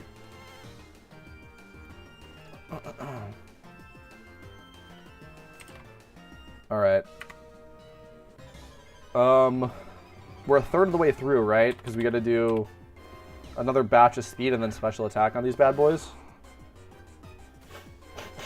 Alright. Anyway, it's 11 PM already, where I am. We've been grinding, fellas. We've been grinding. Pretty successfully. I'm pretty happy with the progress, man, that we're making. You know? Pretty good, boys. Pretty good. We're kind of getting into the EV training blues, though, a little bit, I'll just say. Because I finished all my yapping. And now I just have to actually EV train, and I have a lot left, and it's bumming me out because I don't enjoy it. So, yeah. Is there anything else we want to talk about, fellas? Anything else we want to talk about? Almost done with all my EXP grinding? Yeah. It's a grind, bro. It's a grind. Good on you, though, for getting it done before the event starts. I'm sure I'm going to have to do... Okay, well, I'm actually not sure. Well, you know I am, because I think I'm going to have to do for Jirachi. I don't think I have level 100s for Jirachi. Probably like level 80. But yeah, if North Pole comes back, I'm cooked. I'm expecting it, like, I'm somewhat expecting it to come back, so I'm just accepting that I'm cooked. 4 teams built, the Breloom was hell. Yeah. Oh yeah, I just did red. We just built the new red team. And it takes a Breloom. That sucked. It took Sorry, because I made a video out of it, and you can see in the video, because I'm wearing 3 different outfits. It took 3 different streams from starting the red team to being done. What's North Pole? That's like the old school Christmas event. It's so old that I have never even played it. Okay? I have never even, like, it wasn't around when I started playing the game. In 2023, it wasn't around. So, it's that old. But, the devs have talked about bringing it back, wanting to bring it back, but they were focusing on raids, right? But again, like I was saying before, raids are done. All the development for the raids is done. It's just cleaning it up and making sure that it fits with, like, you know, the current patch or update or whatever of the game, you know? But the work of doing raids is done. So, it's reasonable that now is the time to bring it back. That's what I would say. I would say it's like, it's so hard to put a number, or put a percent chance of it coming back is, because you can just never know. But that's what I was saying. I think it's, I'll put it this way again. I think it's more likely than not that we get more content this Christmas than we had last Christmas. And I think that the content that they could add that makes the most sense is the North Pole. Again, because they've already finished developing it. It's just about, like, you know, making sure it fits in the current event and, like, cleaning that up. But it's all already done. They already made it. You know what I'm saying? So I think that makes the most sense. But it's sorry, I don't think I really answered what that was. But it's pretty much just like and again, I never even played it, but what I've gathered from looking into it is it's like a survival thing or whatever. Like, you go into the dungeon and you bring your Pokemon and then you, like, do battles until you faint. I think it's along those lines. But if you ever played Lunar New Year, it's different, because in Lunar New Year, like, you collect Pokemon through the Abundant Shrine to use, and for North Pole, I believe you get to bring your own, which is cool. I would much rather bring my own than, yeah, because, you know, then you get to, like, there's, like, a meta around it, but yeah. And that's kind of the answer. Same here, Red, Cresselia, Jirachi, Heatran. Yeah. Yeah, Brelim's rough, dude. And making new teams is rough when, like, you have to prepare for event season and you're, like, preparing for something else. And you're just like, damn, I have so much XP to get. I have to do this for this team, and then I'm going to have to do more for Christmas event when complications come up that I wasn't ready for. I hate XP grinding, bro. But you got to do it. You got to do it. So, whatever. I think the best thing, like, for me, I've talked about this before. I find it so much more frustrating to do on stream. This ties back into the content thing that I was talking about before, because then I'm like, well, then what am I going to even do on stream? Do you know what I'm saying? Like, that's crazy, bro. Like, we need more content in the game, and I think cycling raids would do that. We don't have to keep talking about that, though, because it's just not going to happen. But that would be, like, my wish list. Yeah, dude, if I find streaming and EV training and XP training more annoying than doing it off stream, because I have to, like, do the stream. Like, I gotta talk to chat, like, we gotta make it interesting, and I gotta, like, be entertaining doing an activity that I don't find interesting or entertaining. So, like, for me, like, that's unfortunate. Then also, like, I can't really distract myself, right? Like, that's what I was gonna say. Like, that's how I don't enjoy. That's how I get through EV training and XP training, is I'll put on someone else's stream or someone else's video or a show or something else to distract myself from actually doing the grinding. But, like, when I'm on stream, I have to, like, actually pay attention and, you know, do it. I don't know. That's just my thoughts. I find it, like, genuinely draining doing this on stream, just because I can't, like, turn my brain off and watch something else while I do it. But that's just me. I don't really think anybody enjoys it. I think if you are shiny hunting for what you're leveling on or EV training on, I think you probably don't mind it as much, but I find this shit obnoxious. Yeah, I mean, I get that. I mean, it just is what it is, bro. It just is what it is. And it's fun talking to chat, I'll say that. That's like the one benefit, is that thankfully enough of you guys out there like watching the streams and the videos, so shout out to you, that I at least get to talk to chat. If I was smaller and I was just doing this to a brick wall, that would drive me fucking ludicrous, dude. That would drive me insane. Just streaming to nobody. Leveling and like, oh my god. That would be brutal. So yeah. I've kind of been hunting at Donphin as a shiny breeder for my Mienfoo I recently got. That's pretty dope. That's pretty dope. Nice nice shiny Mienfoo, dude. Congratulations. Congrats. I'm excited to do my shiny hunt, man. We were talking about this earlier, that I'm going to do a Magikarp. Thankfully, it's a 5x horde close to a PC, so it's like the easiest hunt you can do. But I also, like, Gyarados. Gyarados is just my favorite Pokemon, and shiny Gyarados is awesome. So, like, it works out perfectly. Yeah. I'm excited to do it, man. Like, like again, I've never shiny hunted, and I don't find it particularly engaging, but it's such a massive part about this game that, like, I got to do one. Especially that I make content for the game. Like, I have to do one. So, I'm excited to do it, man. Again, once event season's over and we've, like, wrapped up all that content, and I've taken a break because event season is crazy. Like, when I come back to the game, like, in a couple weeks after the event season's over, we'll start the Magikarp hunt. And that'll be fun, too, because we'll do that on stream, and then we can just yap, I guess, like I'm doing now, but it'll be quicker because I don't have to actually, you know, kill the horde. So it'll be fun. Have I hit anything recently? No. I have one shiny from Christmas Eve, December 2023. The Tentacruel. I have not caught a shiny since then. Christmas Eve 2023. Yeah, bro. Going on 2 years dry. Brutal. Brutal. What are you gonna do, man? What are you gonna do? What are you gonna do?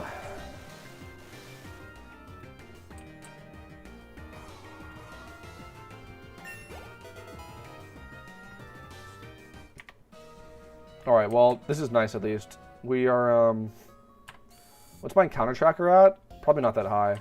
Probably not that high.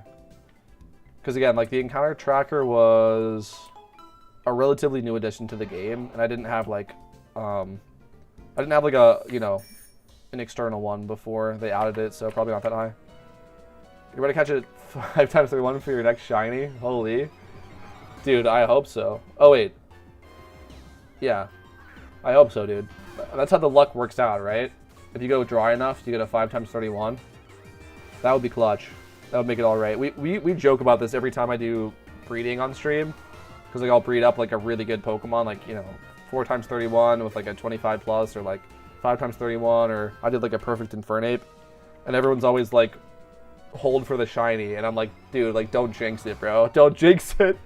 One of these days, man. One of these days, if I breed enough competitive Mons, one of them is bound to be a shiny, and that will be glorious.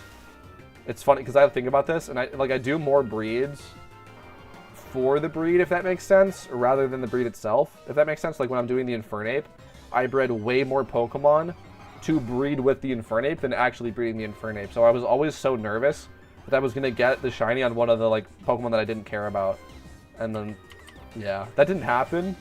It's weird to like say that, right? Because it's like I don't want that to be a shiny, but it's like, well, then I just don't have a shiny. Do you know what I mean?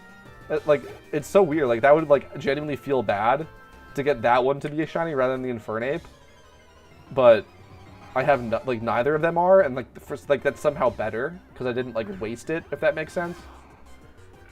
That's the Copium I'm puffing on. My 3 shinies average out to, like, 60k. Yeah, that sucks. That's not great. It's pretty bad odds.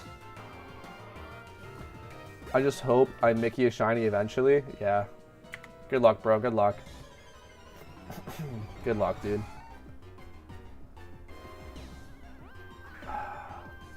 Yeah, my shiny Tenta is a 2x31, which is pretty good, actually, because I think it's only guaranteed to be 1x. So, like, yeah, we'll take that, but yeah, I don't know. Really, like, really what I think would be cool, like, obviously having 31s is just dope. It's just a flex. What I think would be cool is to, like, have have just like a competitive shiny. Like it doesn't have to be 31s, but like good nature and not terrible stats, I think would be so cool. Like if you get 20 pluses in the like important stats and like in proper nature, like that's, I think that's like so cool. But we'll see. We'll see. Really, like the only 31 you need is speed. If you get 31 speed and then like 20s in defenses and maybe like a 25 in the attack or special attack, whatever it uses, in the appropriate nature, that is like an insane pull. But obviously it's pretty rare. Yeah, PvP or raid ready. Mienfu is really why I'm trying to breed mine. Shit's so aura. Dude, Volti, I think was in chat earlier. If I scroll up, or was he not? Yeah, he was. Z-Volt, shout out him. I did like almost all of the Halloween raids with him, and he had a full team of shinies for every raid that we did. He was aura farming, bro. He was aura farming.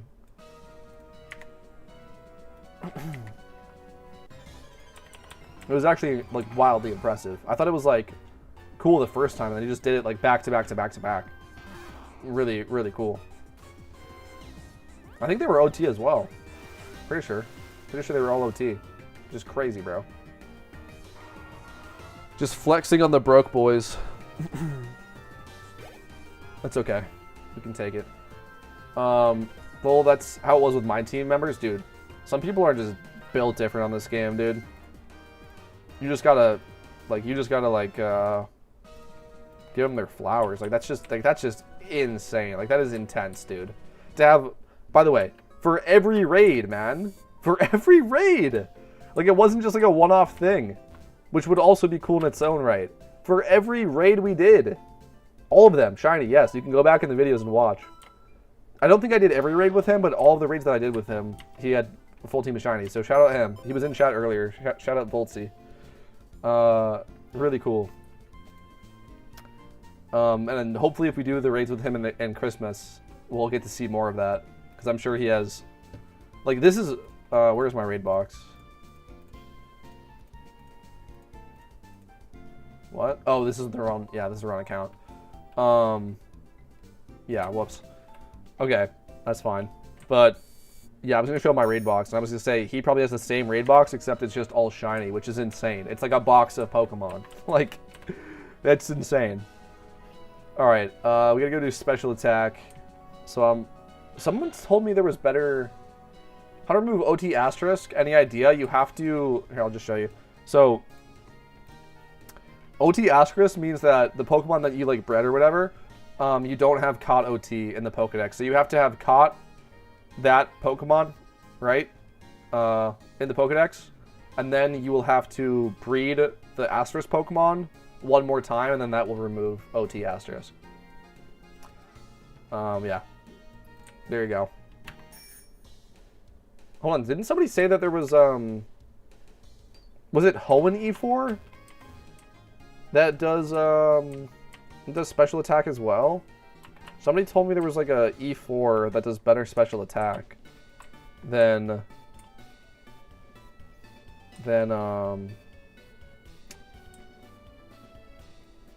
Island 2 and Kanto. Let's test this. Thanks, no worries, man, no worries. Let's give this a test. No. Hariyama is not special attack. I don't, like, I can just tell you that. I can't check the Pokedex, but I can tell you that that's not special attack. Shit.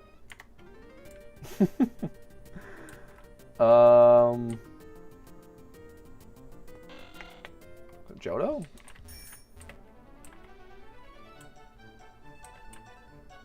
What's your goat candy?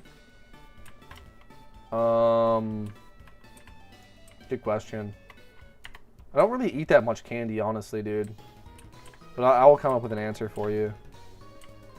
Let me just check this.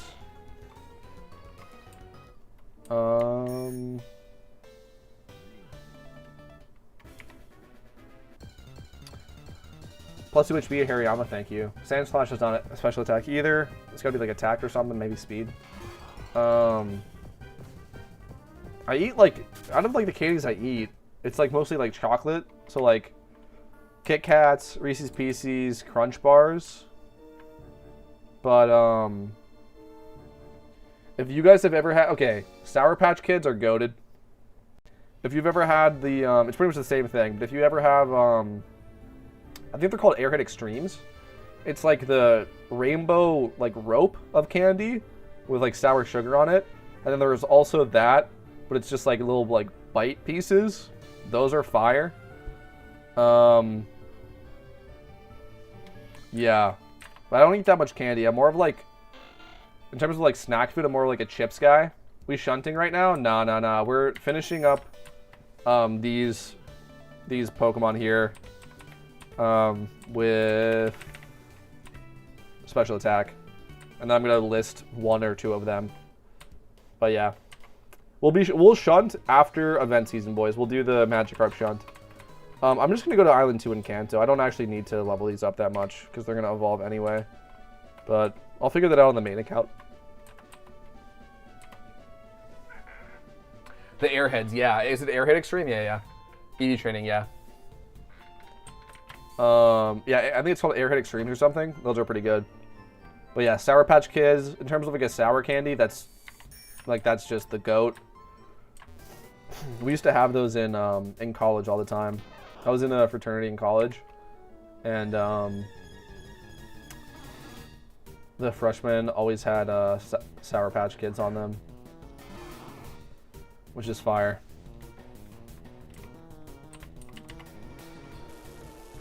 Oh my gosh. Do you split them?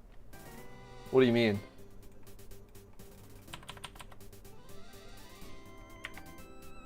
What do you mean by that? I just eat them. But yeah, I'm definitely more like a chips guy. Like sour cream and onion, chips of any kind. Pringles, any Pringle. Love sour candy. Sour Skittles probably my favorite out of them. Sour Skittles are pretty good too. With like the sugar on the outside, like the sour. That's really what it is, bro. It's like the sour sugar. You know what I mean? Like that on any candy is gas. But again, I don't really eat that much candy. Definitely more of for the Airheads, I split the colors and eat them separately. Nah, I never did that. I mean, in terms of like that though, I would say blue. Like again, of those like sour candy varieties, the blue ones I guess are my favorite. But I'm pretty sure that they're all the same flavor. It's just like placebo. I don't know. But yeah, bro, chips, sour cream and onion chips of anything, any Pringles, barbecue chips, bro, Doritos. Oh my gosh. Pretzels. Oh my gosh, dude. My grandpa used to get these. I forget the brand, but they're sour cream and onion is goated. They are, dude. Holy. But I forget the brand of pretzels, but it's like big like, you know what I mean? Like it's not like a soft pretzel. It's like a normal pretzel, but they're like big, and they're really thin, and they're really salty. Maybe you guys know. And then the packaging like is yellow. It's like it's like all yellow pretty much, with like their logo or whatever. I forget the name of them, but those are gas. Those specific pretzels. Some pretzels don't have enough salt on them, dude. Peanut butter pretzels so fire, dude. Yeah, that's true. I forgot about those. And also, oh my god, these used to fuck me up, dude. Like I would actually have like a hurt stomach from eating this too much. Chocolate covered peanut butter filled pretzels. Oh my god, that is just like a different level, bro. That's a different level. That's like the ultimate snack in terms of like what I would choose. Yeah. It's funny, my girlfriend is actually allergic to peanuts, so like I couldn't eat any of that stuff when I'm around her. But yeah. Purple Doritos, oh how my body yearns for them, yeah. Pretzels and hummus is also gas, that's true. That's true, bro. Hummus underrated for sure. Dips in general are pretty good. Pretty good. Really like anything. Like you get like tzatziki sauce, or like even just like sour cream itself, I guess. But like I'm not the biggest actual sour cream guy. But I don't know. It's chill. Salsa. Chips and salsas. That's just like... I mean, that's just classic, bro. That's just classic. But yeah, I'm definitely more of a chips guy over candy. Or, dude, oh my god. Takis are actually really good, too. Those are, like, less popular, I think. But, those are pretty good. Oh, I forgot about something. Dude, Chex Mix? Dude, don't even get me started on Chex Mix. Chex Mix is that goes crazy, bro. The original, just the original, is so fire. And then you also have, like, the cheese version if you want, like, you know, like... Cheez-Its? Bro. Oh my god, I forgot about Cheez-Its. Cheez-Its and Goldfish is, like, different, bro. Yeah, like, I can... Yeah. I've eaten an ungodly amount of Cheez-Its and Goldfish in my life. But yeah, bro. Chex Mix. Okay, if you want to actually, like, go crazy, this is what you do. This is what you do, okay? You get a box of just the OG Chex Mix. Like, just the normal, like, the blue packaging Chex Mix, which is the best. And you get a box of Cheez-Its. And then you put the Cheez-Its in the Chex Mix. You don't get the cheesy Chex Mix, because the cheesy Chex Mix is, like, too much. You know, it's like... I don't know. It's like too much. You get the normal Chex Mix and you put Cheez-Its in it, and that is fucking crazy, bro. I'm telling you, you will never have a better snack than that. Chocolate and any kind of nuts, undefeated. That's true. Chocolate nuts is just like, it just is, bro. It's just good. It's just good. Like, cause chocolate and like salty stuff goes together really well, and pretzels or peanuts or any nuts are like naturally salty, or like not naturally, but like that's what every nut does. It's called like salted and roasted, right? So, yeah, that's pretty goated. Guys, we've yapped enough that we're almost done with the EV training. Thank you guys so much in chat for distracting me from like, oh my god. What was I going to call this? Just from the EV training, bro. Just from the EV training, man. Satan's gift to pokemmo. EV training and XP training. Presenting me salvation by yapping about snacks. Thank you. We're almost done, boys. But yeah, I just wanted to shout that out, because that's true, bro. Go get the normal, like, OG blue packaging Chex Mix and put Cheez-Its in it. I'm telling you, if you've never done that, you'll thank me later. Or you'll get really fat, but it'll be worth it. Got you, Twin? Bet. I'm telling you, bro. You gotta try it. If you know, you know, right? Because it's true. Like, the cheesy version of the Chex Mix, it's just too much. I'm just being honest, bro. It's too much. It tastes like... It just tastes like fake cheese. Do you know what I'm saying? And I don't like the taste of fake cheese. You guys probably get what I mean.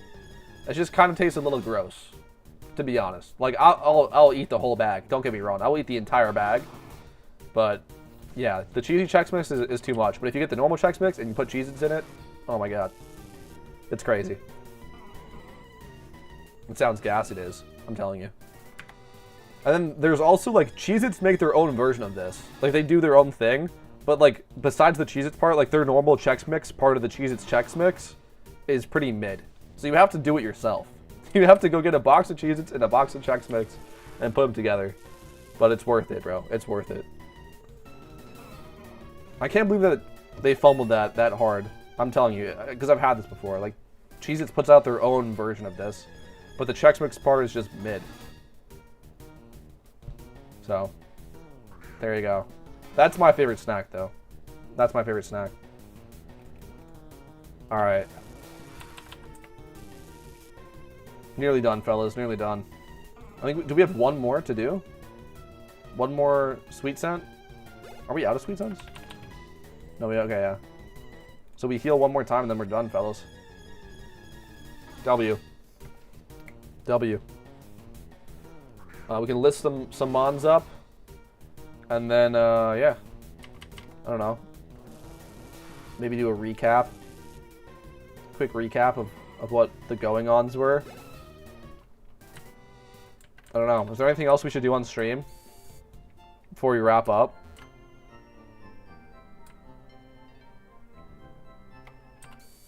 I don't know. I don't know. Pretty productive, though. Did like an hour of money farming. Talked a lot to chat, which is always fun. and finally finished doing these Squirtles, because these have been sitting in my box since Halloween, pretty much. What's up, man? How we doing? Dark Aegis Slash. That's a pretty cool name. Alright. How much is it more exactly? Okay. I see. 6 more then, yeah? So we actually have to heal 1 more time.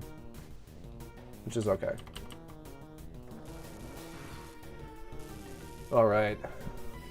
Alright, boys. The home stretch here. The home stretch of the grind. Very exciting. Very exciting.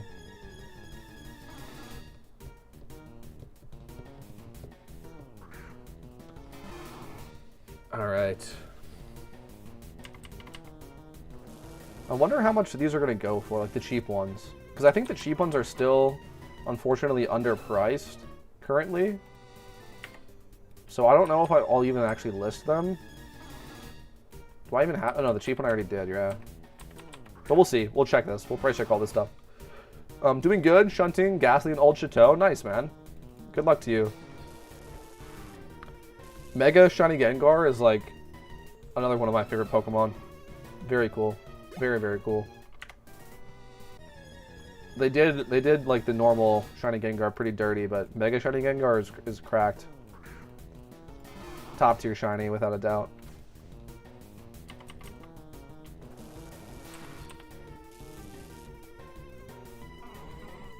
It's also just one of my favorite Pokemon. Gengar is one of my favorite Pokemon as well. I'm just, like, I'm a sucker for Gen 1. As I think everyone should be, to be honest, you know? If you're a big fan of Pokemon, I think you gotta be a sucker for Gen 1. Because, like, that's where it all started, bro. Hey, man, what's good? Not much, man. Welcome to the stream. Hope you're doing well. Just hanging out, finishing up some EV training here. Thank you so much. I'm 27k dry at the moment, but I'm having fun. That's what's important, bro. As long as you're having fun, man. That's good to hear. Love the haircut, buddy. Thank you, dude. Thank you. I actually just got this earlier today. That's nice of you. Had to clean up for Christmas, man, for the family. For my mom, dude. Didn't want to spook her. Alright. We got 2 more hordes, and then we're done. And then we can price check these guys. But I expect them to be sadly lower than I want because people aren't really buying them right now. So we'll see. We'll see how that goes. Might just hold them for a little bit. All good, man. EV training, the raid babies. Nice, dude. Nice. W haircut looks good on you. Thank you, guys. Thank you. Thank you. We gotta clean up a bit because it was getting a little crazy. It's getting a little crazy. All right. This is it. This is it. Last one.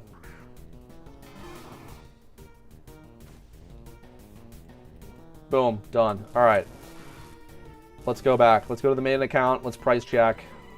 We'll do a little recap of what happened on stream. It'd be nice. It'll be nice. Good luck to all of you guys preparing for the raids and all that. All right.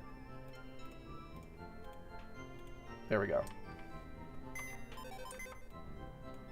Oh, wait. I didn't evolve them. Shoot. I have to do that. How much? Okay. Wait, we have to do that. JK. JK, we're not done yet.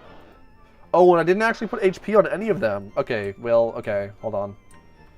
Okay. A little bit longer. A little bit longer we got to do. That's fine. We just go over to Falibur Town. Whoops. That's not what I meant to do. Falibur Town. Throw on HP. And then we have to evolve these bad boys.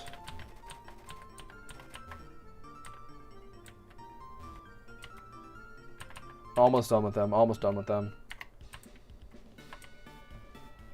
Alright. Alright, alright, fellas. Alright.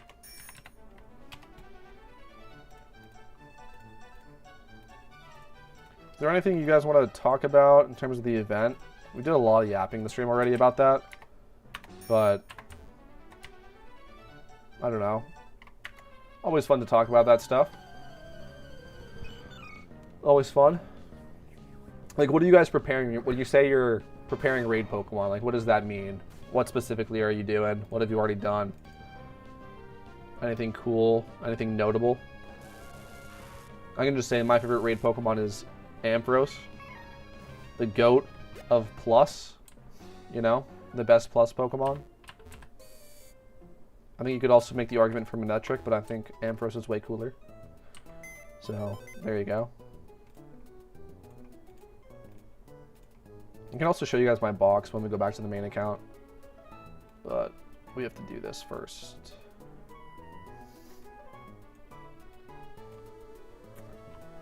Yo, what's up, dude? Lucky Leo. Welcome to the stream, bro. Welcome, welcome, welcome. I made like 10 Plusle and Minoon to sell when the raid drops. Nice, man. Nice. A lot, man. Minimum 3 fire types, ice types, fighting types 2. You're doing it right, bro. That's good. That's good. That's good, bro. A few Vanillix as well. Yeah, I made 1 Vanillix for Salamence. But that's dope, dude. Good luck on the Minoon and Plusle. That's probably a very good idea. I've actually not made Minoon or Plusle because I'm actually like notoriously kind of like I don't think they're as good as other electric types, but the plus ability is just broken, so like yeah, and they're definitely be sought after, so like those will definitely sell. You'll probably make some good money on those, so good on you.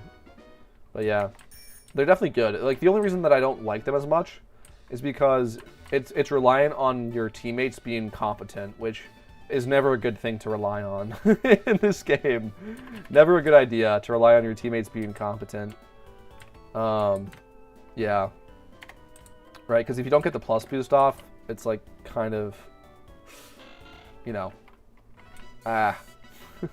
bummer, you know? But I'm sure that those will sell well.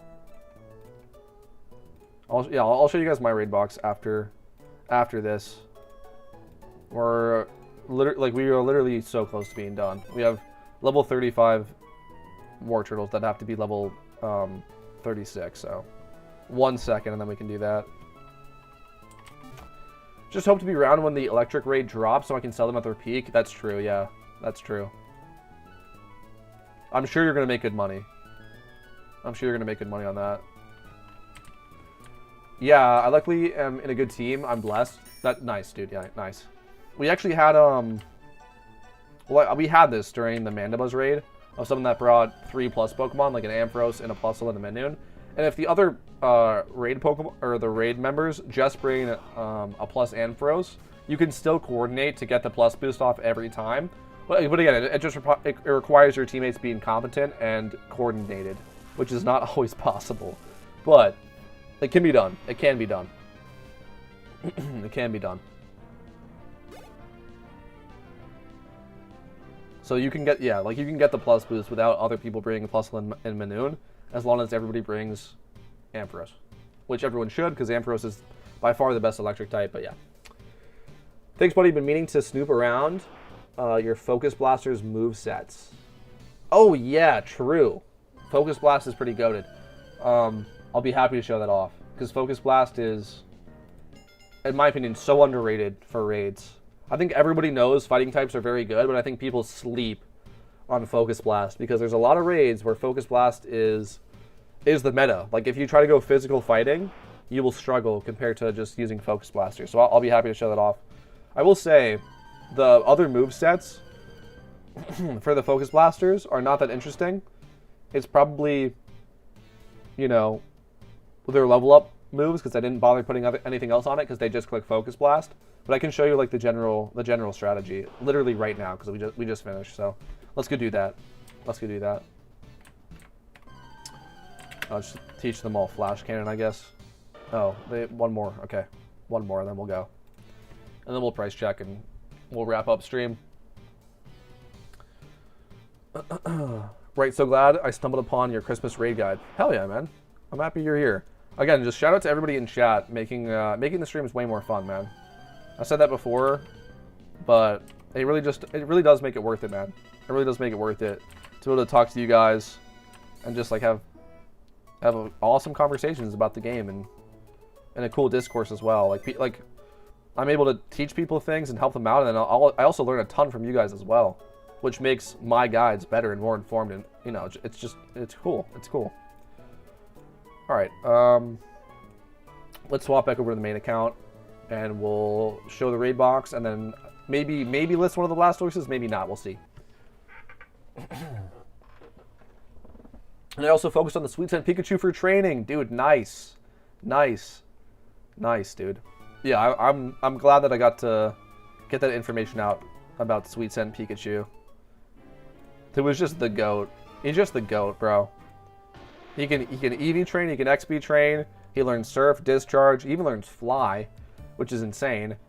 And learns Sweet Scent. Pikachu is just the GOAT. He can hold a Light Ball. We love Pikachu on this channel.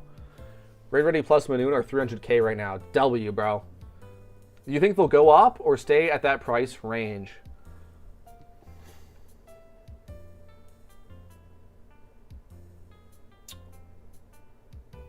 Which one is the electric raid? Because isn't Togekiss rock? Which raid are you like planning to sell them at? Like, what are you planning for them to be the peak? And then we can talk about that. And which raid is even electric? We can look it up. I can just look it up. And we can talk about it. Let me just do that.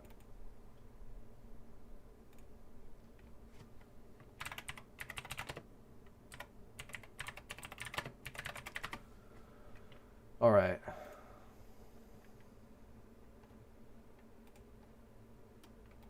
All right, here we go. I think the vets go rock for Togekiss, but the guy from last year is electric. Okay, yeah. Yeah, that's what I've seen. I've seen that rock is more effective, but yeah, you can go electric. I think even in my past videos talking about this, I said go electric because again, yeah, that's like what made sense.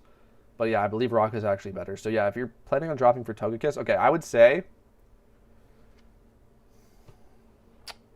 it's hard, bro. It's hard. It's hard to say. It really is hard to say because there's not that many raids where electric type is good, right? It's really just Togekiss, and then like we were saying, like the meta is actually rock. Let me look up Lunar New Year. New Year pokemmo, yeah. Let me look up Lunar New Year. I don't know if you want to hold them this long, but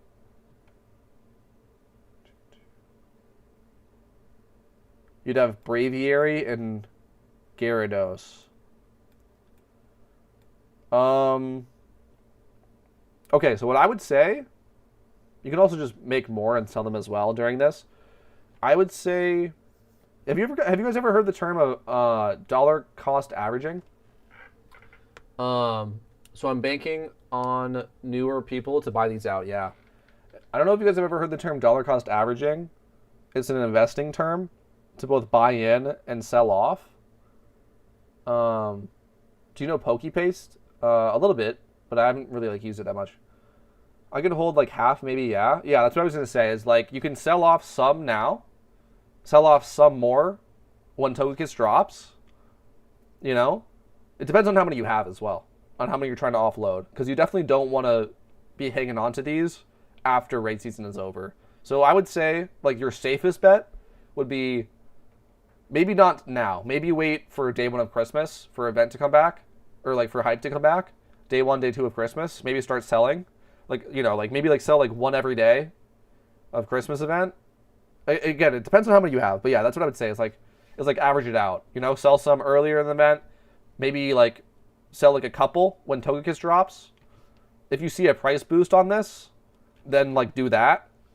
If you don't, then maybe hold some for the New Year event, sell those on Braviary and Gyarados, and just make sure that you're all sold out by the time Lunar New Year is over.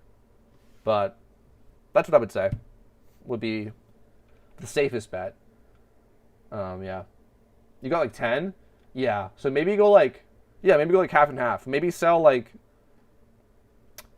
I would say sell one day one of Christmas or just list it. Maybe day 2. Maybe 12 hours into day 1. You know what I mean? Like when all the hype comes back and like people are looking into raids, maybe list one day 1. Right? Because 300k is like an elevated price. We were talking more like earlier in stream about Pokemon being at an elevated price. Like that, like if you hold them indefinitely, that will go down, right? So I would say capitalize on the price being elevated. Maybe sell a couple around Togekiss, and then hold the rest for Braviary and Gyarados. Because at least like this will be meta. Electric will be meta for both of these. So even if you save like if you sell 4 during Christmas, like you list one, maybe not day 1. I don't know. Like you know what I'm saying? Like list one earlier. Well, there's a bunch of hype and the markets are like moving. You know, and then maybe list like 2 or 3 on Togekiss, and then save 6. Sell 3 on Braviary, sell 3 on Gyarados. If you could maybe even like, maybe when you make one more, sell it day 1 of Lunar New Year or like something like that. That's what I would recommend. That would be like the safest thing. But yeah. And also I would say don't stress. Like if Minun and Plusle go down in price over Christmas because there's not that many electric raids, don't stress because you have this, right? You have that. So I get what you mean by the market is hot. Exactly. You have the hot potato essentially. You have the hot potato. You do not want to hold the hot potato all the way through event season and then get dunked on. But yeah, I'm holding them all in case they change the mons in the future. True. This is my first event season, so I'm trying to learn how the market moves during events. Halloween was fun. Dude, it goes crazy, and that's the hardest part. Is like you can make educated guesses. Like I think the breeding up Plusle and Manoon was a smart play. That was a smart play that will pay off. Again, just do not wait to sell until after the event season. So that's what I would say is like start offloading them. You know, maybe like don't do them all at one time in case you mistime the peak. And then if you're also while you're doing this, like while you're offloading them, like slowly but surely, you'll know when it's time, right? Like you're saying it's 300k right now. Let's say that boosts up. Like let's say that 300k slowly increases over the course of the Christmas event, and then you hit a top out price of 400k on Togekiss, right? Maybe you know, like I was saying, maybe you sell a couple, right? And then like same thing, maybe you see them drop down after Christmas is over. So then you don't sell and you hold, and then you see the same thing. Like you see like a top out price around Braviary, around Gyarados, and you just sell them all, right? That's what I would say. Like you'll know when it's time if you're like paying attention to the markets and like slowly offloading them. Yeah. And again, like if you get a really good price, like if these go to like, sorry, if Plusle and Manoon, they're not going to, but I'm just saying hypothetically, if they go to like 500k when Togekiss drops, sell all of them. Like there's no reason to like hold them for this if you already have a crazy profit off of this, you know? So, all right. What are we gonna do? Oh yeah, I was gonna show you the raid box, so we can do that. Yeah, this is the raid box. I usually have a Pikachu in there as well. Just do that. And then I had a dark type. There's probably a... What is this? I don't know. I have some left over in the... You know. Oh yeah, it was like a Weavile I was using.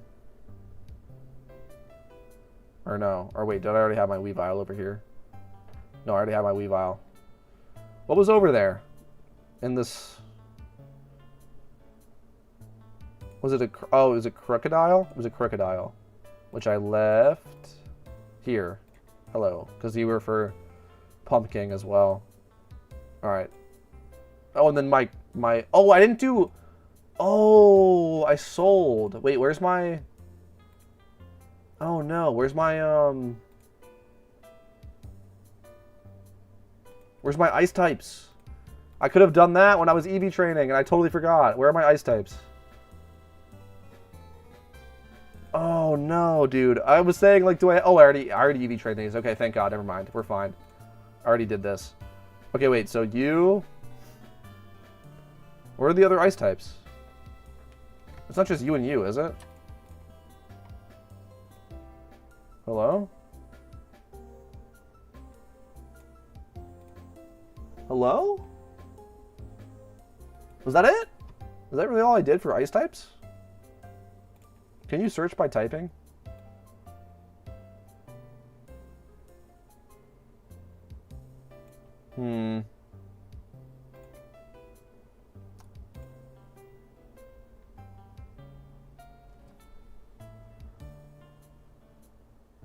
Yeah, people, I'm excited. Oh, a Magnezone? Yeah, Magnezone is goated. I talked about that in my Mandibuzz read, but that is goated. Sorry, I got confused. Is that all the ice types I made, really? Just a Vanillix and a Jinx? Is that really it? Bro. The fuck?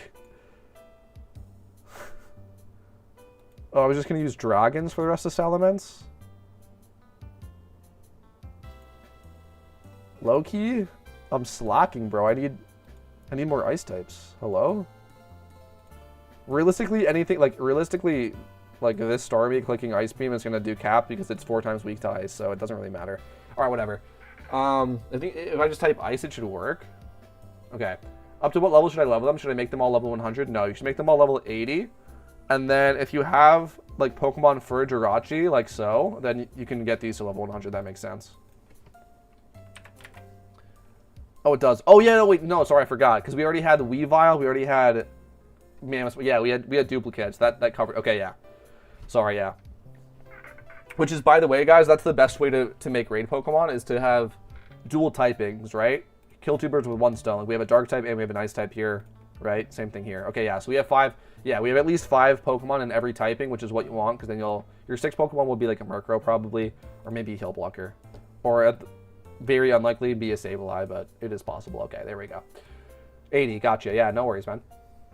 You have Red Rerun, Weavile, yeah. Yeah, yep. This is a different Weavile. That is this Weavile. This is Red Rerun, but also probably very good for raids as well. But yes, this is the red Weavile. Okay, okay, sorry. This is the raid box. Okay? So, most important is this is my OT, yeah. Is these 2. Murkrow with Tailwind, Quash, Taunt, and Haze. IVs don't matter whatsoever. But I figured, also because I bought this for cheap, I might as well get 31 speed and Jolly. Doesn't really matter. The Legendaries are what I'm lacking still. Yeah, that's totally fine. You can just, like, for me, the Legendaries were the easiest because I can just buy them. You know what I mean? I don't have to breed them. I don't have to level them or EV train them. Most of the time they were already EV trained, so I could just buy them outright. But you can replace the Legendaries with other Pokemon, so I wouldn't worry about that. Next is Gothitelle. This can be any heal blocker. There's also, like, Magic Bounce Xatu. Oh, yeah, I made sure to get a Magic Bouncer as well, right? Yeah, you. Yeah. I got a Magic... Okay, it doesn't matter. This is like, very niche stuff. That Magic Bounce could be really good in raids. Or will be, but it also doesn't really matter that much. Okay, whatever. Sorry. That's not as important. I think that also gets Heal Block. Anyways. Yeah. Gothitelle's great because it gets Heal Block and Fake Tears. Fake Tears harshly lowers special defense stat. It also gets Psychic, so it can do damage. Like, if it lives a hit, it can do damage. It can also just click Fake Tears or whatever if it wants to. You know? There you go. Fire types. Or, sorry, this is fighting types. This is my, these are my Focus Blasters. Yeah, as you can see. 31 special attack, 31 speed, modest. I haven't moveset them. Like I said, I haven't done any moves on these. But because it's easier, like, it's easier to wait. Because you can just, like, using a TM is so quick that I'd rather wait and TM them when I need to than TM them early and then waste the money because I don't end up needing to use the TM, if that makes sense. And I see Gallade's moveset. No worries. Here you go. This is pretty standard for Gallade. Leaf Blade, Sword Stance, Sacred Sword, and Psycho Cut. If you guys don't know, it gets the ability Sharpness, which boosts the power of slicing moves by 50%. And then these are all, like, the good slicing moves that it learns. So that's why you do that. And then Sword Stance is just optional. This is just, you know, this isn't for raids. It's just, like, might as well. You copy my Infernape? Yeah, hell yeah. But yeah, this is not, like, you would need... I mean, this is fine. This is actually a fun Infernape, right? This is kind of like weird Infernape here. This is totally fine, but for raids, you're going to need Focus Blast, obviously. Unless you're going physical. I have other physical Infernapes that I don't have here, but you can go physical, that's fine. Yeah, anyway, these are the Focus Blasters. I've talked about this before. These are the highest special attack fighting types that I have found in the game. I think also Emboar is pretty good, but I didn't feel like doing an Emboar. No, it's actually, yeah, 100 is like, we were specifically going for stats that are over 100, so yeah. Infernape, Blaziken, Lucario is the highest special attack fighting types that I have found. Is, yeah, you're not, yeah, wait, hold on.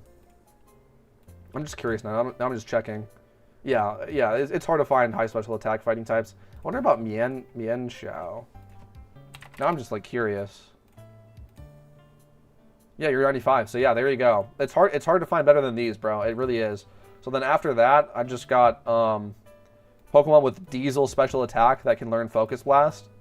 So I can just show you guys. We were talking about earlier about how cool Gengar is. This is one of my older Pokemon I made in 2024. Because I just like Gengar. But yeah, it gets Focus Blast, and I can just show you guys the base stats. It gets 130 special attack, which is pretty nuts. It's pretty nuts. Hydreigon is also busted special attack, 125. And then Alakazam with a juicy 135. So, pretty chill. Let's skip the Lucario since it's so taxing to breed. Yeah, that's true. This is just like the best one though, to be fair, because it gets 115. Like this is like these are the highest special attacks that I could find, and then Lucario is the highest. So I prioritized to Lucario, but it doesn't really matter. Again, like it just doesn't. It doesn't really matter, honestly. Like even if you used like Emboar, like technically Emboar would be better than this Gengar, because with the stab boost, this would be like 150, where this is 130. So whatever you want to use. I think this is going to cut it though, because first, like, I mean, I've just used these in the past. Like I've used Hydreigon clicking Focus Blast. I've used like Charizard clicking Focus Blast. As you can see, it has it on it, and it was fine. Focus Blast is just a good move, bro. Like it's 120 base power, and if it's super effective and it comes from a Pokemon that has high special attack, like it's just going to get the job done. It just is. So yeah, there you go. And then also, again, if you have like more specialized Pokemon like these fighting types here, then you can put on like a Choice Specs and whatever's doing the least amount of damage, which in my case would be this Hydreigon. You know, use the Choice Specs on this, use the Life Orb on this, use like Fighting Gem or whatever, and then you can use like just Expert Belt, Fist Plate, and Wise Glasses or something, right? If that makes sense. Mods level 100 Hydreigons are dirt cheap right now. That's crazy. That is, that's a travesty, bro. That's a travesty, man. They gotta give this thing, Draco Meteor in PvP, bro. They're doing it dirty. Doing it dirty. I mean, I put in IVs, but yeah, damn. The lowest one is 120k. I've seen some go for 150k. Yeah, with no IVs is pretty... Well, with IVs though, it's like, yeah, like if you had like this one for 150, this, yeah, damn. What are you gonna do, bro? What are you gonna do? Anyway, those are the Focus Blasters. Definitely underrated, which I would recommend. Again, using fighting types is better, but I didn't feel like making fighting, like, you know what I'm saying? Like I didn't feel like making fighting types go special that don't want to go special just for the sake of raids, so that I made these. But technically, like Emboar, Mienshao, like, or Mienshao or whatever, like those would be better, but I couldn't bring myself to do it, so I have this. Then I have my physical fightings, which is just the same. It's the same thing. It's, you know, fighting types are good, yes.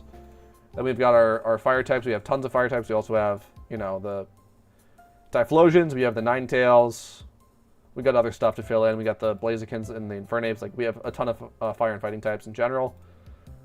This is the Pikachu. So this is the start of the show for the Focus Blasters. I kind of skipped over that. Yeah, I've mentioned this before. You want to use Sweet Scent turn 1. It will lower the foe's evasion by 2 stages. And it's the only way to make your Focus Blasts hit in raids. So Gravity used to work. It doesn't work anymore. Miracle Eye used to work. It doesn't work anymore. Defog still works, but it only lowers the foe's evasion by 1 stage, so Sweet Scent is better. And then I would recommend just using a Pikachu because you can use the Pikachu on the electric type team with a Light Ball, which saves you an item slot. And also, Pikachu is just good. It's just pretty good. With 50 base special attack with a Light Ball, that actually goes... I said I went to 100 last time I talked about this, but it actually goes higher because Light Ball takes into account EV training and nature. So if you have modest nature and max special attack EVs, Light Ball is actually going to put in work for you. So yeah, there you go. And then for the electric type team, we talked about this before. If you can get plus boosts off, that's going to help you a lot. Plus Lin Minoon are good shouts. But again, that relies on your teammate being competent and coordinated, which is not always the case. Then you have the rock type team, which fills a similar niche to the electric type team, but has certain strengths and weaknesses, like being physical, and this is usually going to be special. So there are cases where that is important. Same thing here, though, because if you're going to be using Stone Edge, then Head Smash can also miss as well. Then you're going to want to click Sweet Scent too, turn 1. Ice types. Oh no, these are dark types. Sorry, dark types are great for tons of different raids. Click Assurance with pretty much everything. If you're going to have a Weavile, use Beat Up turn 1. Like, send in the Weavile turn 1 and click Beat Up because it'll only get less powerful the later that you send it in. Ground types, you want to use special moves, or sorry, not special. You want to use Earth Power with ground types because Earthquake will do a damage reduction if you hit more than 1 Pokemon, and you only care about doing damage to the boss. So Flygon and Nidoking are the best ground types for raids. Earthquake is fine, like it's fine, but it's just true. Also, if you have a mix like this, like if you have Earth Power, like 2 Earth Powers, and then some Earthquakes, now you get to use both choice items. You get to use Choice Band and Choice Specs to make up that damage difference, and you'll be fine with that. But yeah, if you go all Earthquakes, you might see some problems with that. And then lastly, the Ice types. This is really just for Salamence. Most people have a Cloyster. If you don't, make one. It's pretty goated. Vanillite to set the snow, I think, right? It gets like snow warning, I think.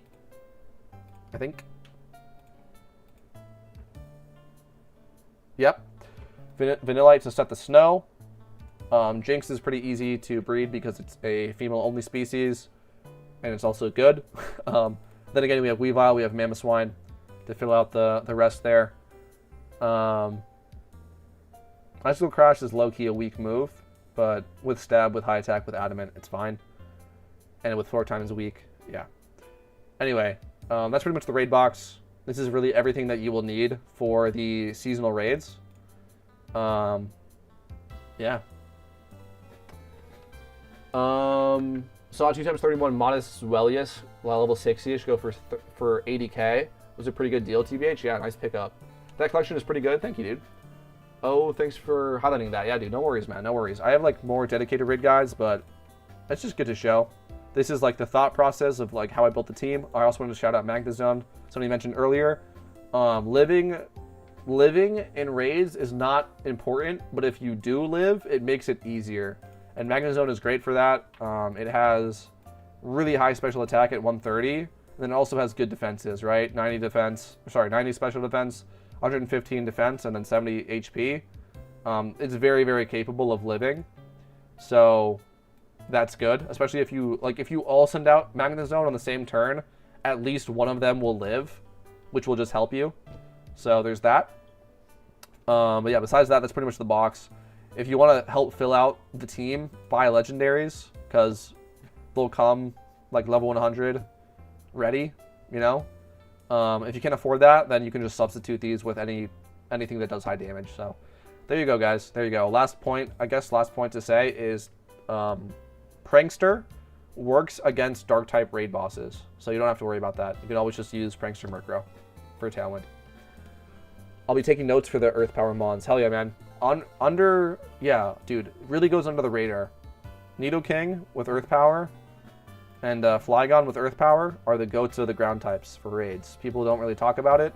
That will lead you astray and tell you to click Earthquake. And again, you can get by with that, but it's the best thing to do is click Earth Power. And again, if you click Earth Power and Earthquake, then you get to use both Choice Specs and Choice Band, which will help you deal with the damage reduction of Earthquake. There you go. That's pretty much it. Okay, let's list off something if it's worth listing. Yeah. All right, so this guy. If this is worth listing, then we'll list it. If not, then we'll hold it. I feel like I might not be worth listing right now, but we'll see. Water Spout. 31 special attack. Modest. All right. Boom. Damn! Oh, no. This is good. Yeah, no, this is higher price. Squirtle. Yeah, okay. Okay. Now I have good defenses here as well. Yeah, okay.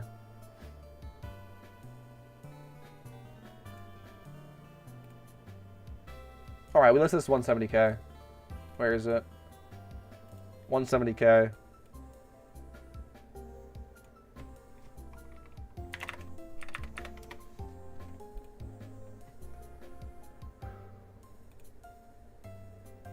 Dude, the problem is like, it's just worth more than that.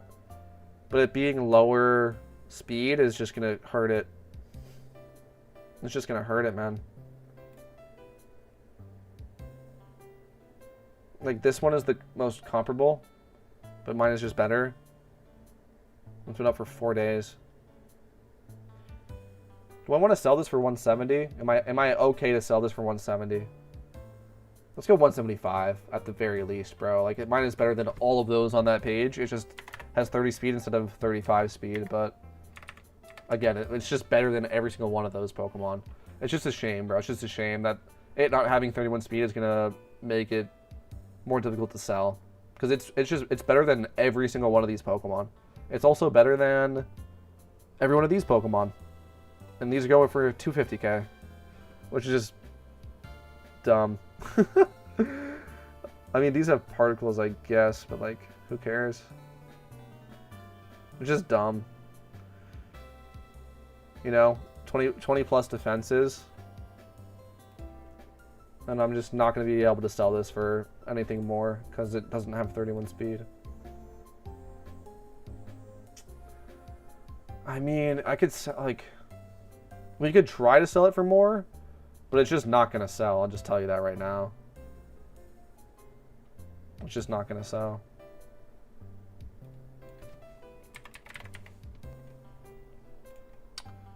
Let's do this. Let's say like 15 across. There's this one here for 120.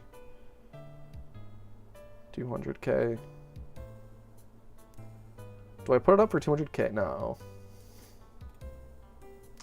180.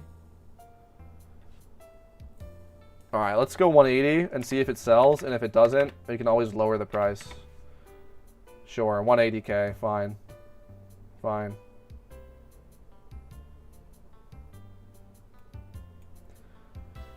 All right, fellas. I think that's gonna be it for me. It's midnight already. Damn. It's been a pretty good stream. Thanks for hanging out, everybody. Thanks for talking to me and talking about raids, talking about the game, and just making it more fun to play this game, man. Thanks for being here. It really, really does mean a lot to me. And you guys will hang out in the chat and just yeah, talk to me in the chat. It's insane, bro. It's so surreal to me that I get to do this. So thank you guys, really. It makes playing this game way more fun to talk to chat. So I hope all of you guys have a great rest of your nights or days or mornings or whatever it is. And Merry Christmas, man. Peace out, everybody. I will see you next time.